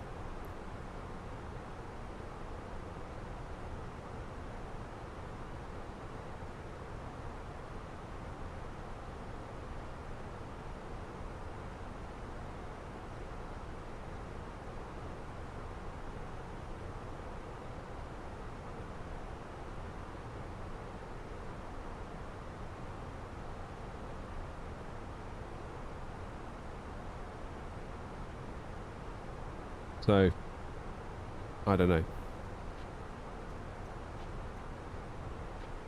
If I use it at all, I think I need to use it in concert with my own design stuff that I'm already doing, rather than using it as a like a fire blanket approach, if you know what I mean.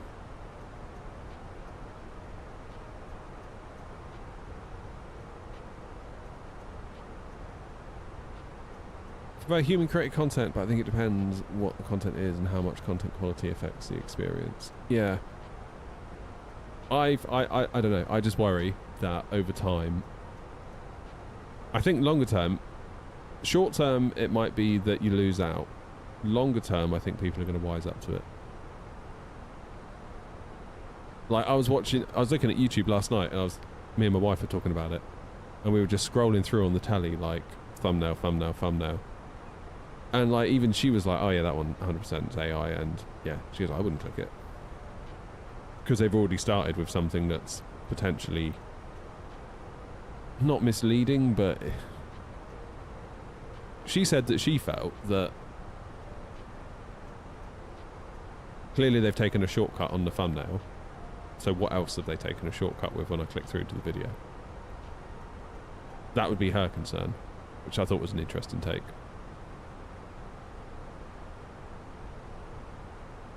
Yeah, I mean, it's good to get ideas and inspiration out of AI, but I don't think I would ever...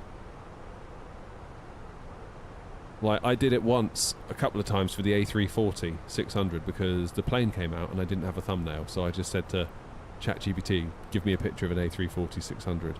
And fair play to it, it did do it. Oh no, your internet's died! Gutted!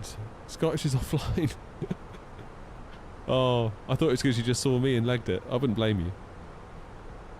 We are the curse of VATSIM after all. I hope your internet comes back. That's so annoying. I feel for you. I really do. That happened to me recently. I think I was streaming, in fact, when it happened. And then I got so frustrated, I just walked down the bottom of the road, thought I'd take the dog for a walk. And then there's a guy in a manhole.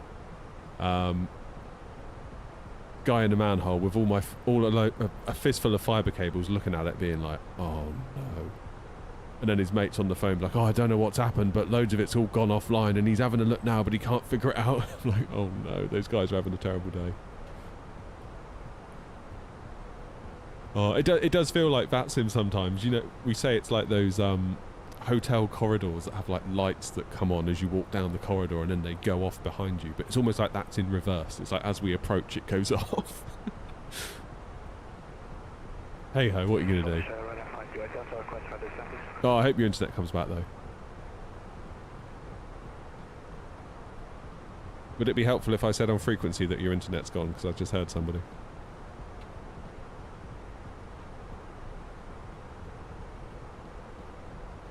Mind you, you're offline. They should know, shouldn't they? Over to Unicom it is then.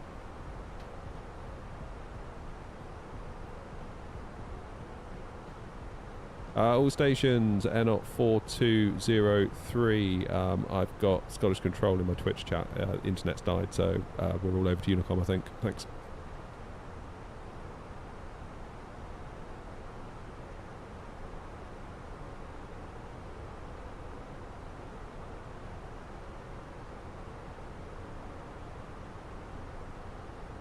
There. I think everyone's probably figured it out for themselves, haven't they? Ah, right. What am I going to do then? Do myself a little vectors to final, I think. Seeing as there's no ATC, I'll do it myself. Fine.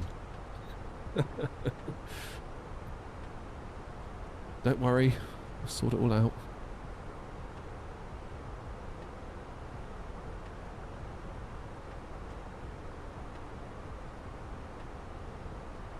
I write government policy consultation responses for a living. AI has been incredible to synthesize all my previous work into new consults, at least a first draft. All good and joy, but it does make me wonder. I assume government will now be using AI to review responses, and then we're literally having AI talk to itself. Yeah, so I'm fairly certain I got responded to in an email the other day by AI. Fairly certain, 100%. And I felt really pissed off because I spent a long time writing quite a thoughtful email to that person. You know, on this hand, on the other hand, from my perspective, like I really thought about the response. And then I got what was blatantly a chat GPT response. And I was like, screw you. I'm not talking to you anymore. Like, if you can't be bothered to respond, I can't be bothered to respond or like even begin. So like, yeah, we're done here. See ya. It was so obvious it was AI because it went through every single point that I'd made and it put those really big fat dashes. It's like, I hear one of your concerns is such and such. Big fat dash. And it's like, oh, this is just stinking of AI. I feel like there's... I'm fairly certain ChatGPT could charge an additional like 10 quid a month just to have dash removal, just so you don't get found out. I mean, that's like the easiest way to get found out, isn't it? Is those big fat dashes. It's like, okay.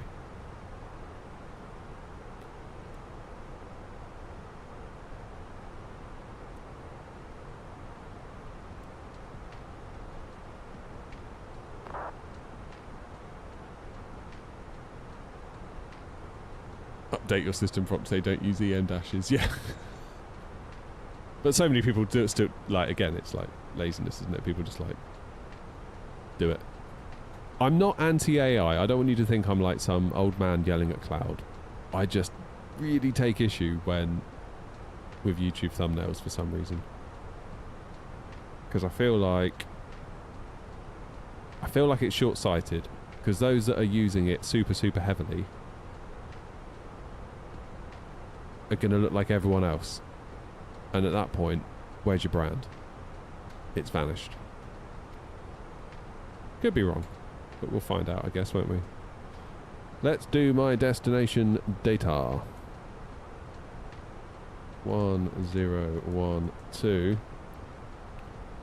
QNH 19011. Temperature 10. And what was the minimums for Edinburgh? Precision height 300.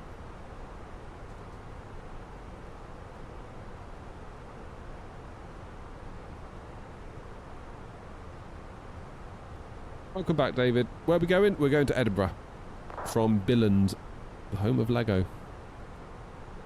Basically what we're doing is, for anyone that wants to fly for the VA, this might be handy for you to know, go onto the website airnot.co.uk, and on the homepage we've got this little slider that we've made. This hooks into New Sky, and New Sky is the platform that we run the virtual airline through.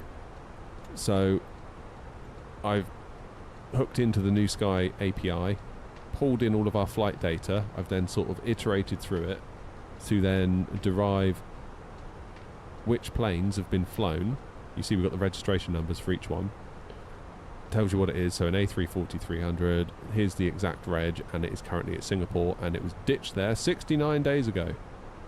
So if you want to be handy and keep the network moving, these are a pretty good place to start if you want to fly somewhere but you're not sure what to do.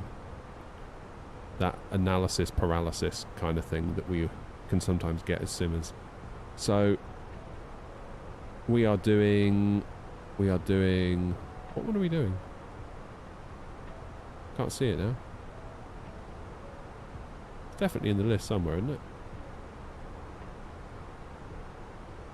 Unless it's been removed because I've started the flight.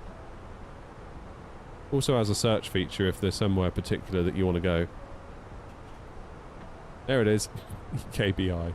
54 days ago, the plane we're in now was ditched in Billand.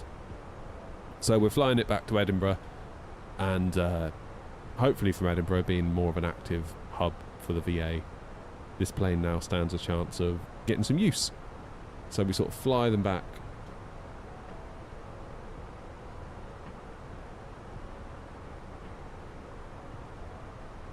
Someone asking where to get the liveries? On the website. Top bar, liveries. There we go. So what I've done is we've got MSFS 24 liveries. So we've got the 319 2021. This is the new one, the A320 Neo for fly-by-wire, because the 2020 version of the livery didn't work with the new version of the plane that is 2024 compatible. So that's new, quite recent. We've got the Airline A340-300 from Builds, the A350, though the livery is the old design. You'll notice here you kind of got the air knot bit on top of the bar, whereas here we've finished the bar above the wing, then we put air knot bigger. This is the new design, which all of these follow. So the A350 needs an update. I've updated the A380 as well to follow the new design and to work with 24. Got the old A300, that old bruiser. The 737-800, although we're going to get a high definition update, aren't we, from PNDG quite soon, which will likely break this livery, so I'll have to redo that. We've also got a freighter, 777-300ER, and a 200ER. This one, thanks to Ryan, I don't own the 200ER, so it's quite difficult for me to develop the livery, but I took the 300ER, rejigged it, sent it to Ryan, and then Ryan would send me screenshots, and I would have to modify it and send it back, and modify it and send it back. We got there in the end, so that... Yeah, this one's Ryan's livery, is what I say. And then we've got the freighter. We love the freighter. And all the old 2021s are kind of here in the list at the bottom, but they're kind of... I consider them legacy at this point, because, yeah, 24 is where we're heading. I think you left an A319 in Milan a few months ago. Let's have a look. What's the ICAO code for it? Let's go view all idle planes. Is it LIMC? LIMC, is that it? Doesn't appear to be there. It looks like someone's moved it.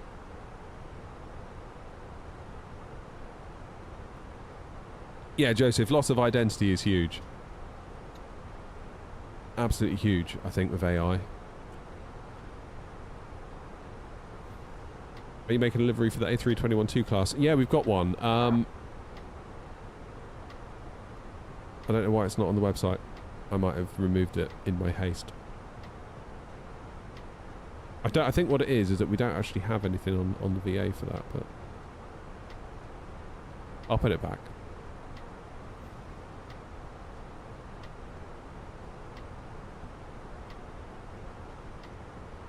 Right, we're coming up on top of descent relatively quickly. 24 miles to go, especially now if I do a cost index of 5. It's like right now. So I'm going to go for 260 at Agpad. Edinburgh traffic, air knot 4203, 40 miles out from Agpad, descending now from 360 to 260 level for Agpad. We're on the Agpad 1 Echo for 24.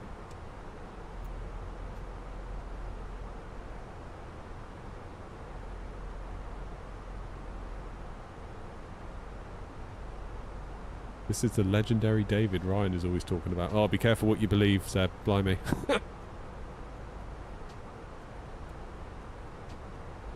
Nice to have you in the stream though, Seb. Hope you're well. Yeah, Jerry, I'll put it back. I removed it accidentally, I think. I'm trying to think why I did that.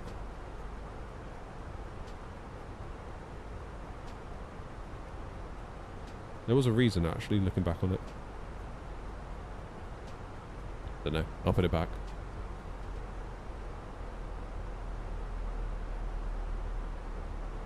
Oh, America's waking up now. Look, Mark's here. What time is it for you, Mark? 5 to 8? Or 7? Honestly, don't know at this point. Once we go into summertime, I get so confused. Because Zulu is an hour behind us now, isn't it? And I always have to sort of offset for that when I'm simming. Les Paul stream when? Oh, don't. I've just gotten over my last bout of Les Paul envy. I don't need another load. If I get one, I think it'll be a classic, kind of like white Les Paul custom. Ari, the flight's going great. Thank you very much. It's gone great. I don't know what we're going to do tonight. Be live again at 7:30 UK time, so 18:30 Zulu. Don't know what we're going to do tonight.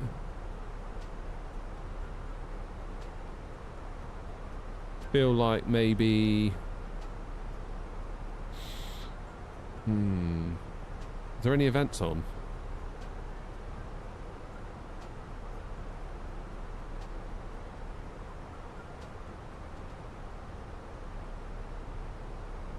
Don't know what I'm going to do tonight. I could go down to Faro. Oh, that's what we'll do. Obviously, we'll go down to Faro from Bristol. We'll do another tour on. I'll do another leg on the tour.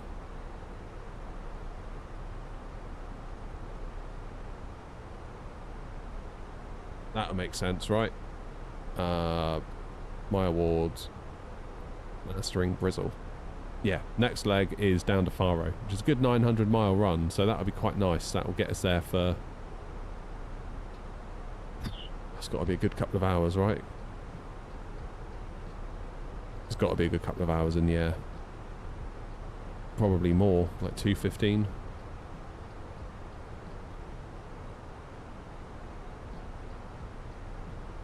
How's it going, Jules?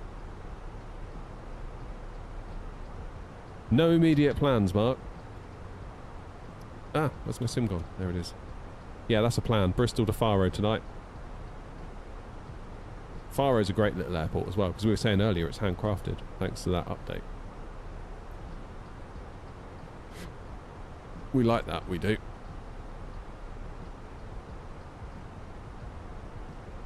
Still nothing at Eddie.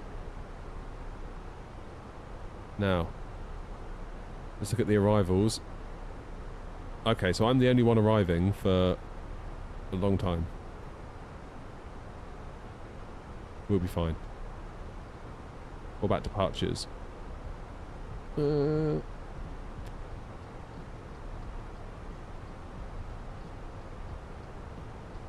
a couple on the ground.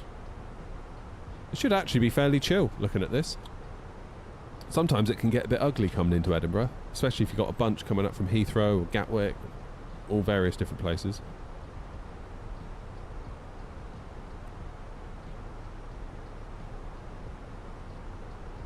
Right, so from Tartan, I'm going to vector myself out. What I might do, actually, is put in some fixed rings. So if I just pick a waypoint, as long as it's not the runway we're landing on. So we'll go Tartan, fix info, we'll do EGPH 0, no wait, 24 isn't it? 24. Put in a 10-mile radius. And what is the runway heading for 06? It is literally 060, isn't it, at Eddie? Not like 058 or something. EGPH24. And I'll do a 15-mile one as well. So now you can just see here, if I go plan, back to our flight plan. There we go, we've got 2 rings around Edinburgh. One is a 15-mile one, and the other is a 10-mile one. And because we put in the runway heading for 06, that now shoots out. We've got a blue line that follows the runway heading. That should help us out.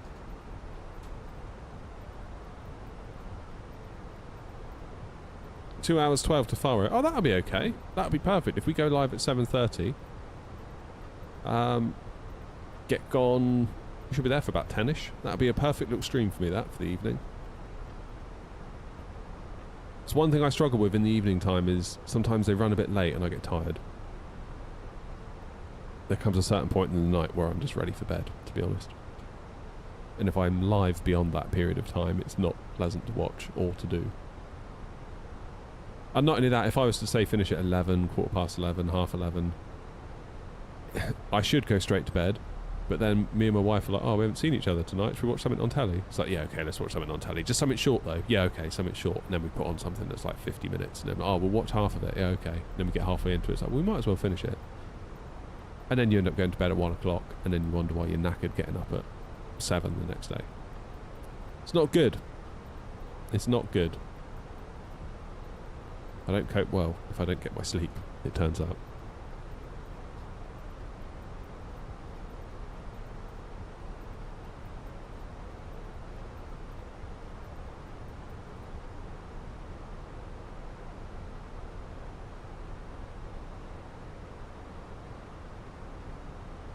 Now I've put my cost index to 5 to slow us down, to give us a more graceful descent. I find that the Phoenix with its sometimes up and down VNAV, Grumpy put me onto this. He said put your cost index to 5 prior to top of descent. You'll do a 250 knot descent and generally the plane can behave itself a lot easier rather than if you've got a cost index at 60. So that's what we're doing. Kirky, how are you doing? I feel like I'm going to sneeze.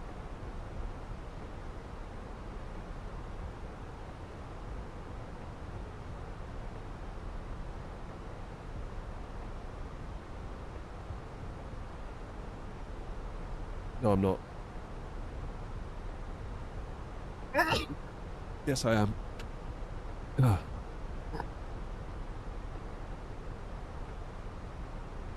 Great content. Air not sneezing live. Edinburgh traffic, air not 4203, continuing our descent to flight level 070, level by Tartan, which we will then self-vector for a 24 arrival on the ILS into Edinburgh traffic. Oh, God. I think it might be hay fever season.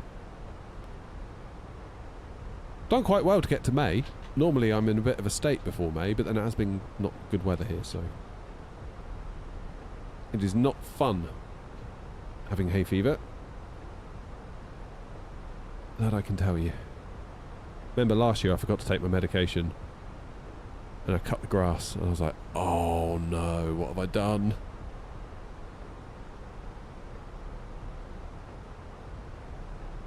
Hello from Brazil. Hello to you. Brazil's a long way away from me. Long, long way. Good morning anyway. Notice that little, like, dip of the nose there from the Phoenix.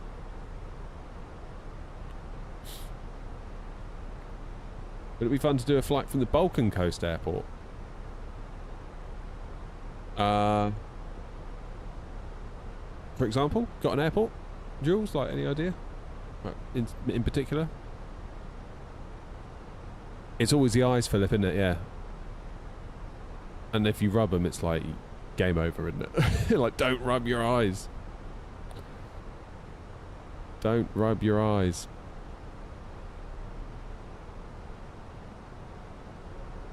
I did try taking tablets one year and then they just pretty much sent me to sleep. So I'm on the old Beckonays nowadays.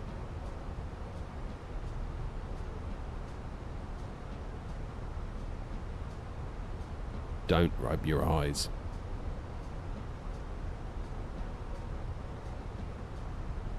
My eyelid turns inside out. Yeah, I did it once where I was quite young and I didn't realise, and I did it so much, basically my eye just stuck together. Late in the morning I had to be like, to get it open. What do I prefer, Airbus or Boeing? At the moment, I'm super into Airbus because we've got the most amazing Airbus gear to sim with. And it feels like Boeing isn't at that level yet with the ecosystem. It's getting there. It's getting there.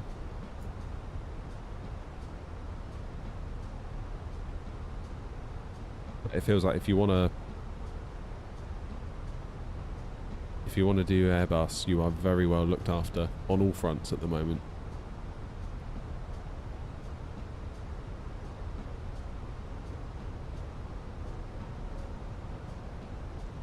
Watery eyes for 4 years. That does not sound fun, Joanna.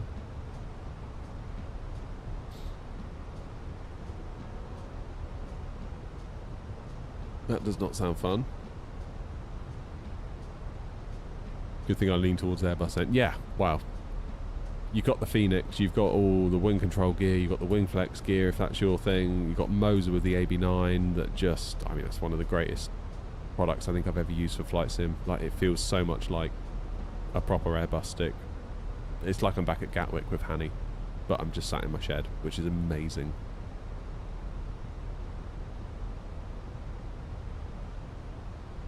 Not to mention the Phoenix is just like on fire at the minute, like post BFU update. You know, it's just been remarkable, isn't it? Split could be cool. Speed brakes still out. Let's get rid of those. How's it going, Stu?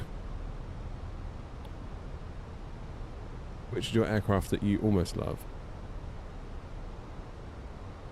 As in, one that I feel could be better.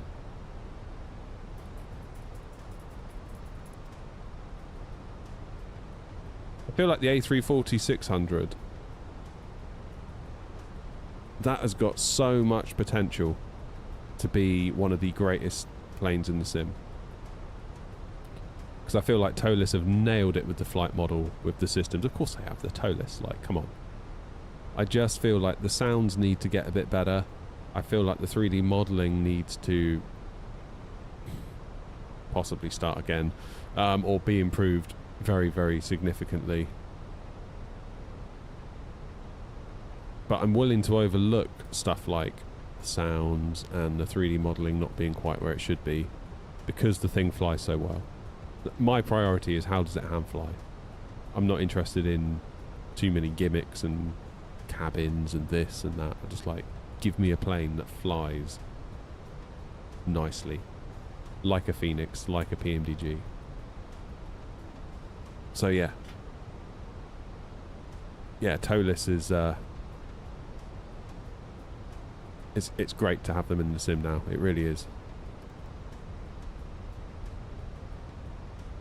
Struggling a bit here for drag, aren't we? The Tolis / Aerosoft, so it's a collaboration between Tolis and Aerosoft. I feel like Tolis nailed their side of the deal. Aerosoft, I remain to be convinced. I feel like every time I point the finger at something I don't like about it, it's usually an Aerosoft thing that they should have done, but didn't. Apparently, Joanna, it's now compatible with the Wingflex Cube stuff, just not Winwing yet. Winwing, Wing Control. Jeez, all these names. The probability of me calling one of these companies the wrong thing in a video that they sponsor at some point is going to be high. Lights on, seatbelts on, because we're coming in hot. We need a paint kit for it. Yes, Andy, we do, because that thing is going to look $1 million when we do it up like this. It's going to look $1 million.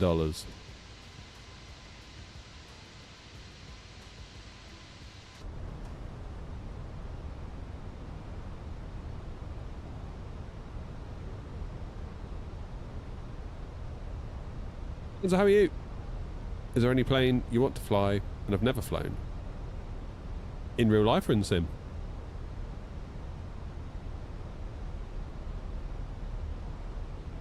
In the sim, I think the TFDI MD-11 is probably the next one for me on the list.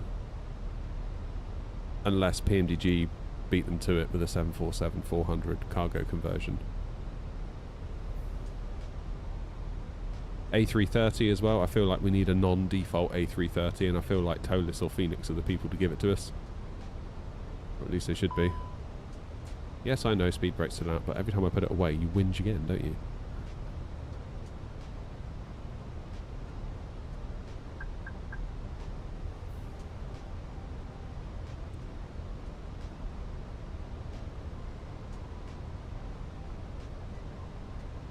Edinburgh traffic, Airnaut 4203 leaving Tartan, heading 015, vectors for the ILS 24.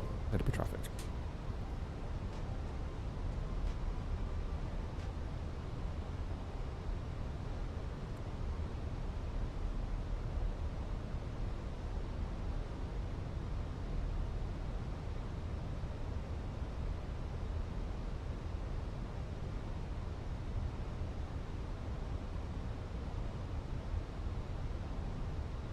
I have not got the FS Labs in the fleet. It is in New Sky because Grumpy bought it for himself and then treated himself to leasing one for the VA, which I thought was quite funny. So it is in there if you want to fly it. It's only like 1 or 2, I think. In real life, don't know. I got to fly on the 747 before they got rid of them, which I'm very grateful for.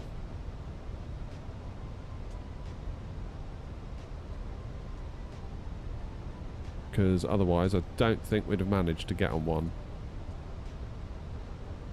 QNH 1012.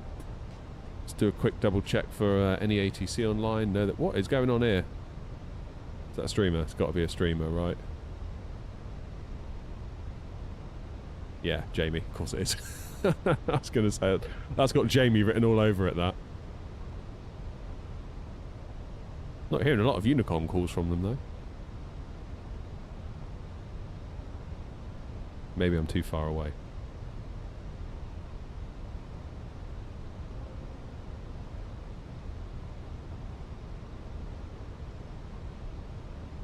Here's me, look. Billy no mates, all out on his own.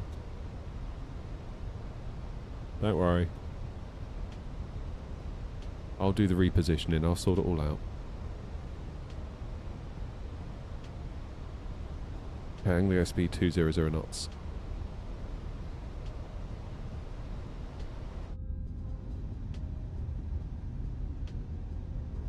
Lufthansa's are keeping their 747. The Dash 8s, presumably they've gotten rid of all the others, the 400s and stuff.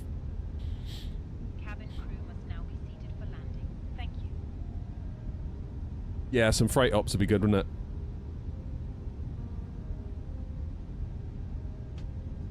Let's get the landing system on.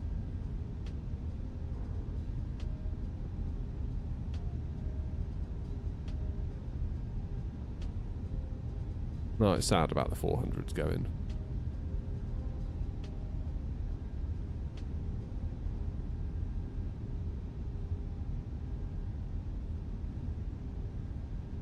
Okay, VAP 133. I remember being on that Virgin Atlantic 747 going across to Vegas, and we were quite near the front.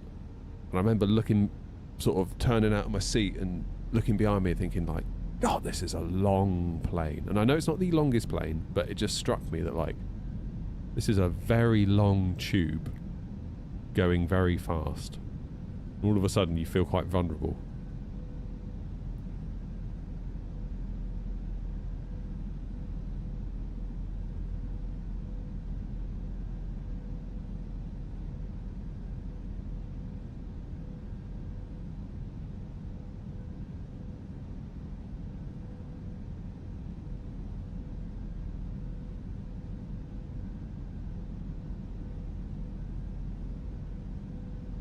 Right, I'm going to do a left turn heading...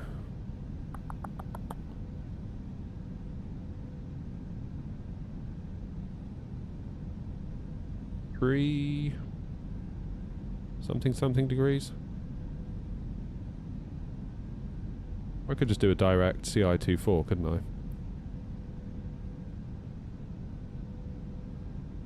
Edinburgh traffic, Airnaut 4203, turning left, base leg for 24.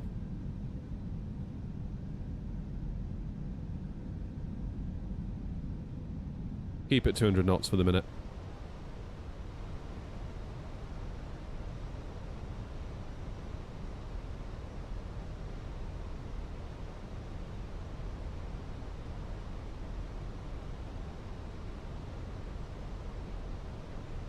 We're 13 miles out, so we'll keep the 200 knots.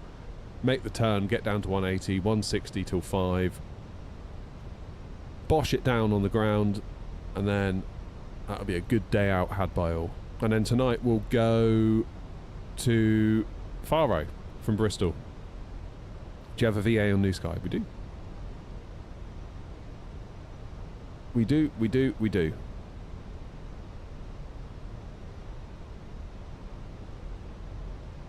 Don't fancy the FS Labs, not really, Bobby, no.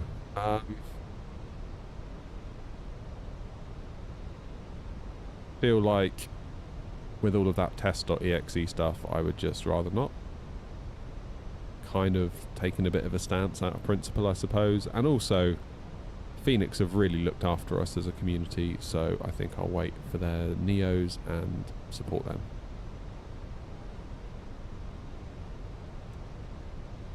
That's my take on it anyway, for what it's worth. Edinburgh traffic, Airnaut 4203, turning final now, 424, 12 miles to run, Edinburgh.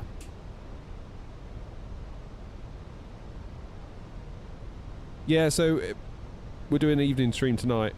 The plan was to do one on Tuesday, but I had to move it to Monday. I do wonder if we're... Yeah, because essentially we're doing a double bill, aren't we, on a Tuesday and a Thursday, and I don't know whether that's necessarily the greatest thing.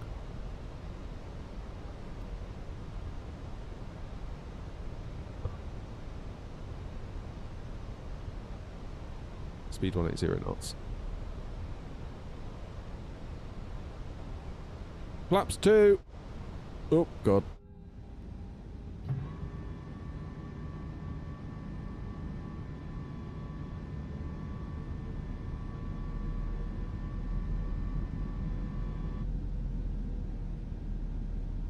Okay, 180 knots at 10 miles. We will now slow to 160.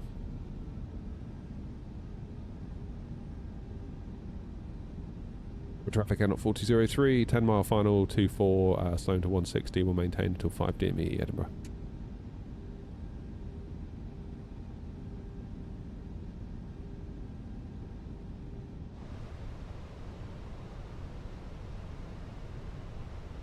One thing we didn't do was... Matthias, thank you. Hopefully I pronounced that correctly. My apologies if I didn't. 61.7 tons landing weight. So low auto brake at Eddie. Be fine.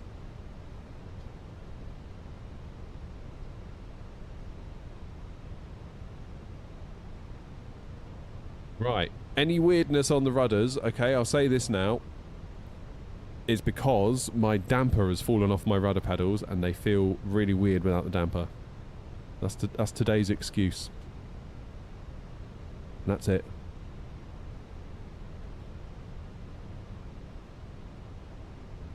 Forza 6, yeah, I've already pre-ordered it. Basically, my two kids love it. It's their like main game, playing Forza Horizon 5, and we share it on Steam, so they've each got their own little kiddie account. So they've got their own saves and progress. Like they love it. They love Forza. So we decided between us, we'll get the... Yeah, they've got their money saved up, like pocket money, and grandparents stick a $5 in their back pocket every so often. And yeah, we basically said, should we just get the best version, because it's a game we all love. We'll just get the premium deluxe one, get it early, sod the expense, we'll split it 3 ways. And they were like, yeah, cool, let's do it. It's not excuses, Joseph, it's reasons. Right, gear down. Excuses ready, flaps full.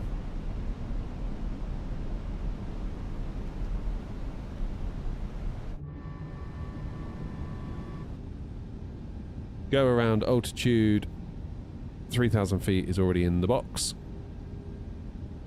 We've got a wind coming at us. We've got 7 knots going across us left to right. Apparently.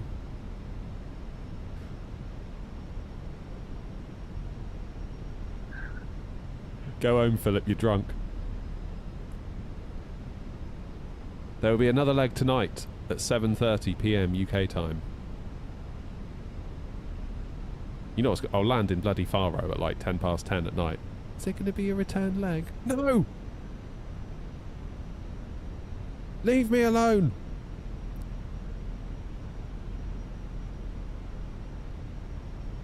Right. Come on then, let's land this plane. Finest quality landing today, please.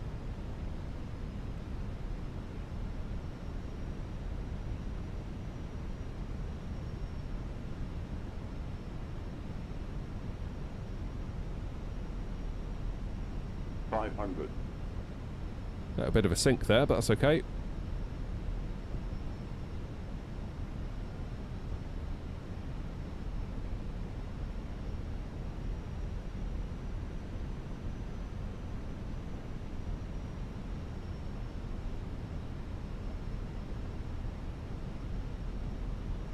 Above.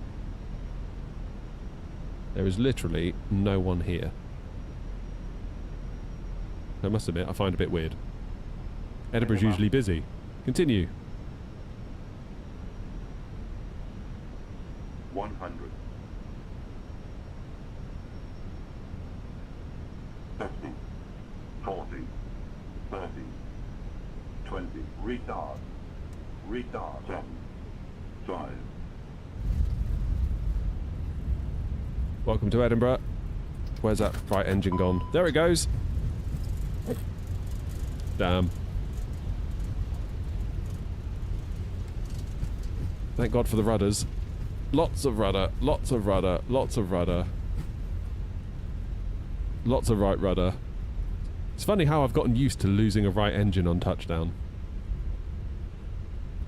If I was going to be super picky with that landing, I would say I pulled the throttles to idle a bit too early. But other than that, I'll take it. Yeah, slightly concerned I didn't get a New Sky pop up there. But New Sky has been really laggy. So, normally when you start your engines, you get the little boop to like start New Sky. I've not been getting that for like 30 seconds or a minute afterwards, to the point where I've started it manually. Then it appears, then I can't get rid of it. Again, this is all post Sim Update 5. Edinburgh traffic, Airnaut 4203, runway 24 vacated, Edinburgh. Have I seriously got Edinburgh to myself? Oh no, there's one other person, look. Logan Air. Mad respect.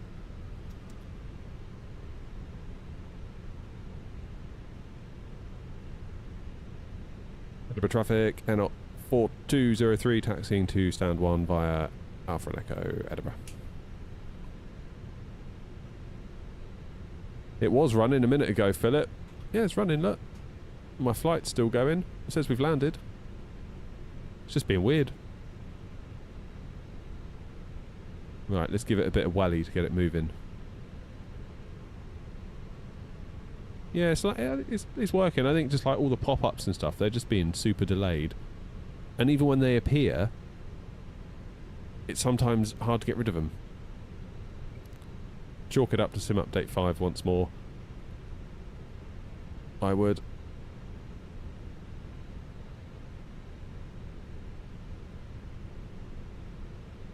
Right.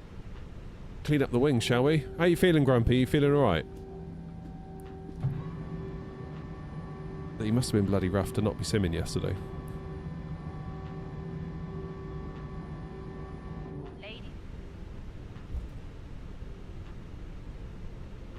Let's get the strobes off. Let's get the landing lights off.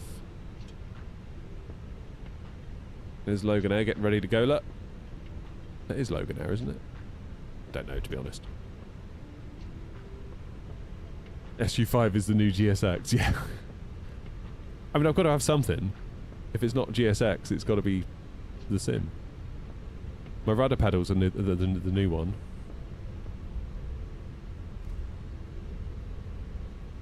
I've got to have a look, see what's gone on there, because my damper's just fallen off completely. I don't really know why. There we go.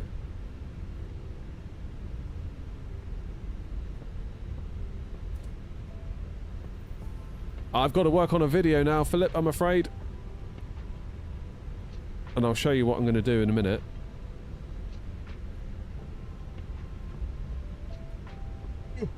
I've got to finish my video for this thing. It's nearly done. It's nearly done. I'd like to get it done for the weekend, so it gives you guys something to watch over the weekend while I'm absent from the lives.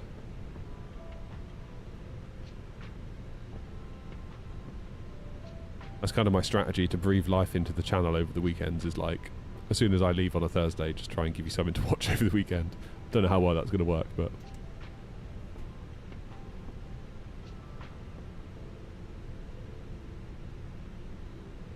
Right, I haven't told GSX where we're going. Presumably it's still running.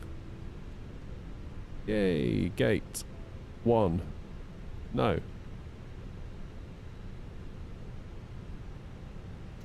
GSX, rudders, sim update 5. I did have a bit of a headache this morning, Jerry, but other than that, I think we're good. I'm quite looking forward to going Faro tonight. Just one... I feel like one good run like that suits me better for the evenings. Because even if you do 2 short things, it's got the potential to overrun quite a lot. And I sort of feel like with the evening streams, I need to... There's got to be a cap on it. Around 10 PM, I think. 10:30 at a push. Don't mind 10:30, but if it starts going 11, half 11, that's when I start to get a bit like I probably shouldn't be here right now.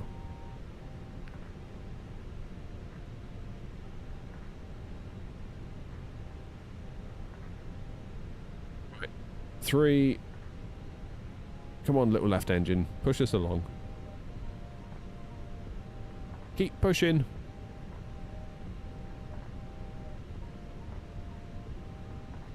I feel like this landing might be registered as a little bit on the hard side from New Sky. It didn't feel particularly smooth to me, that one. I don't think it was a bad landing. Again, I feel like, particularly talking to Hanny at Gatwick, like, he's always amazed at the way that we obsess over feet per minute and smoothness. He's like, just get it down safely. Like, what's the matter with you? Like, don't worry about, like, is it 170 versus 270? It's like, 270's fine. Like, was it safe, really, should be the question. Get that right engine looked at, yeah. I'll get us down the mechanics. Get it up on the ramp. I think it's basically wing control paired with Phoenix, paired with Sim Update 5. It's like a...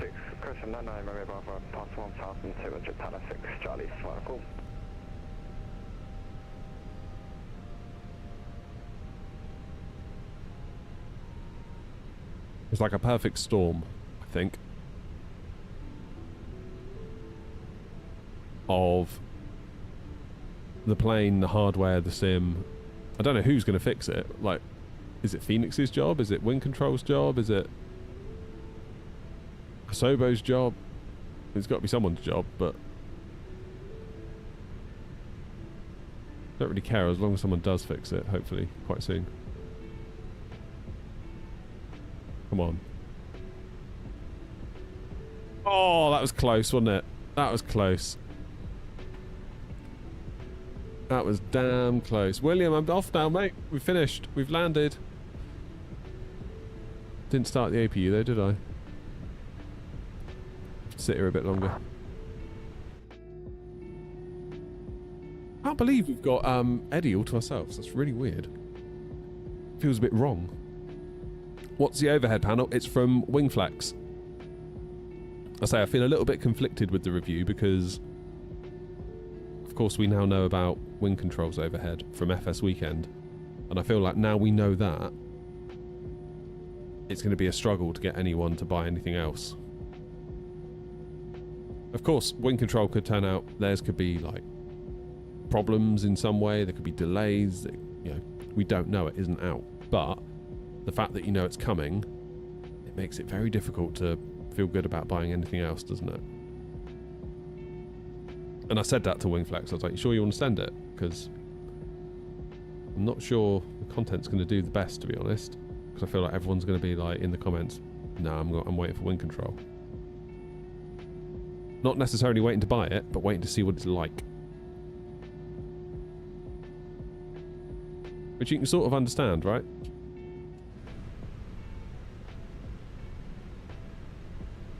Right, APU is on... Where's the bleed? Engine's off, or engine off, I should say. Beacon. Right, New Sky, what did you make of that? You're going to be kind to me today, New Sky. Oh, that was alright. 285 per minute. Fine, no problem. No drama. We were a little bit late, but we were within limits. That's alright. Nice little 16k made for the VA.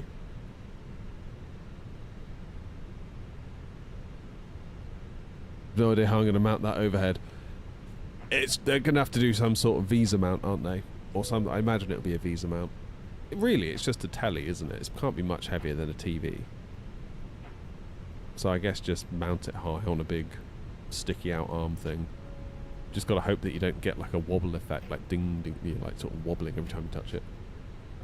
I don't know how I'm going to mount this one either. Like that, I haven't been sent a mount, so I've just got it propped up on the desk for now. But yeah.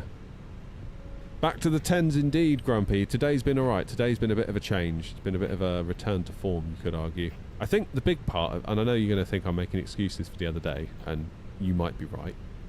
What I've done, I've twisted my pedestal a bit that way. Because before I had it a little bit too much that way, and I think I went back to that thing I was doing where I pull back and I actually pull left. So that's, got to keep that in the back of my mind. Lovely jubbly. Right guys, it's 1:30. I need to get this overhead video finished. I will be back at 7:30 PM tonight. We're going to go Bristol to Faro. That's 18:30 Zulu, for those of you that are in Zulu in your mind.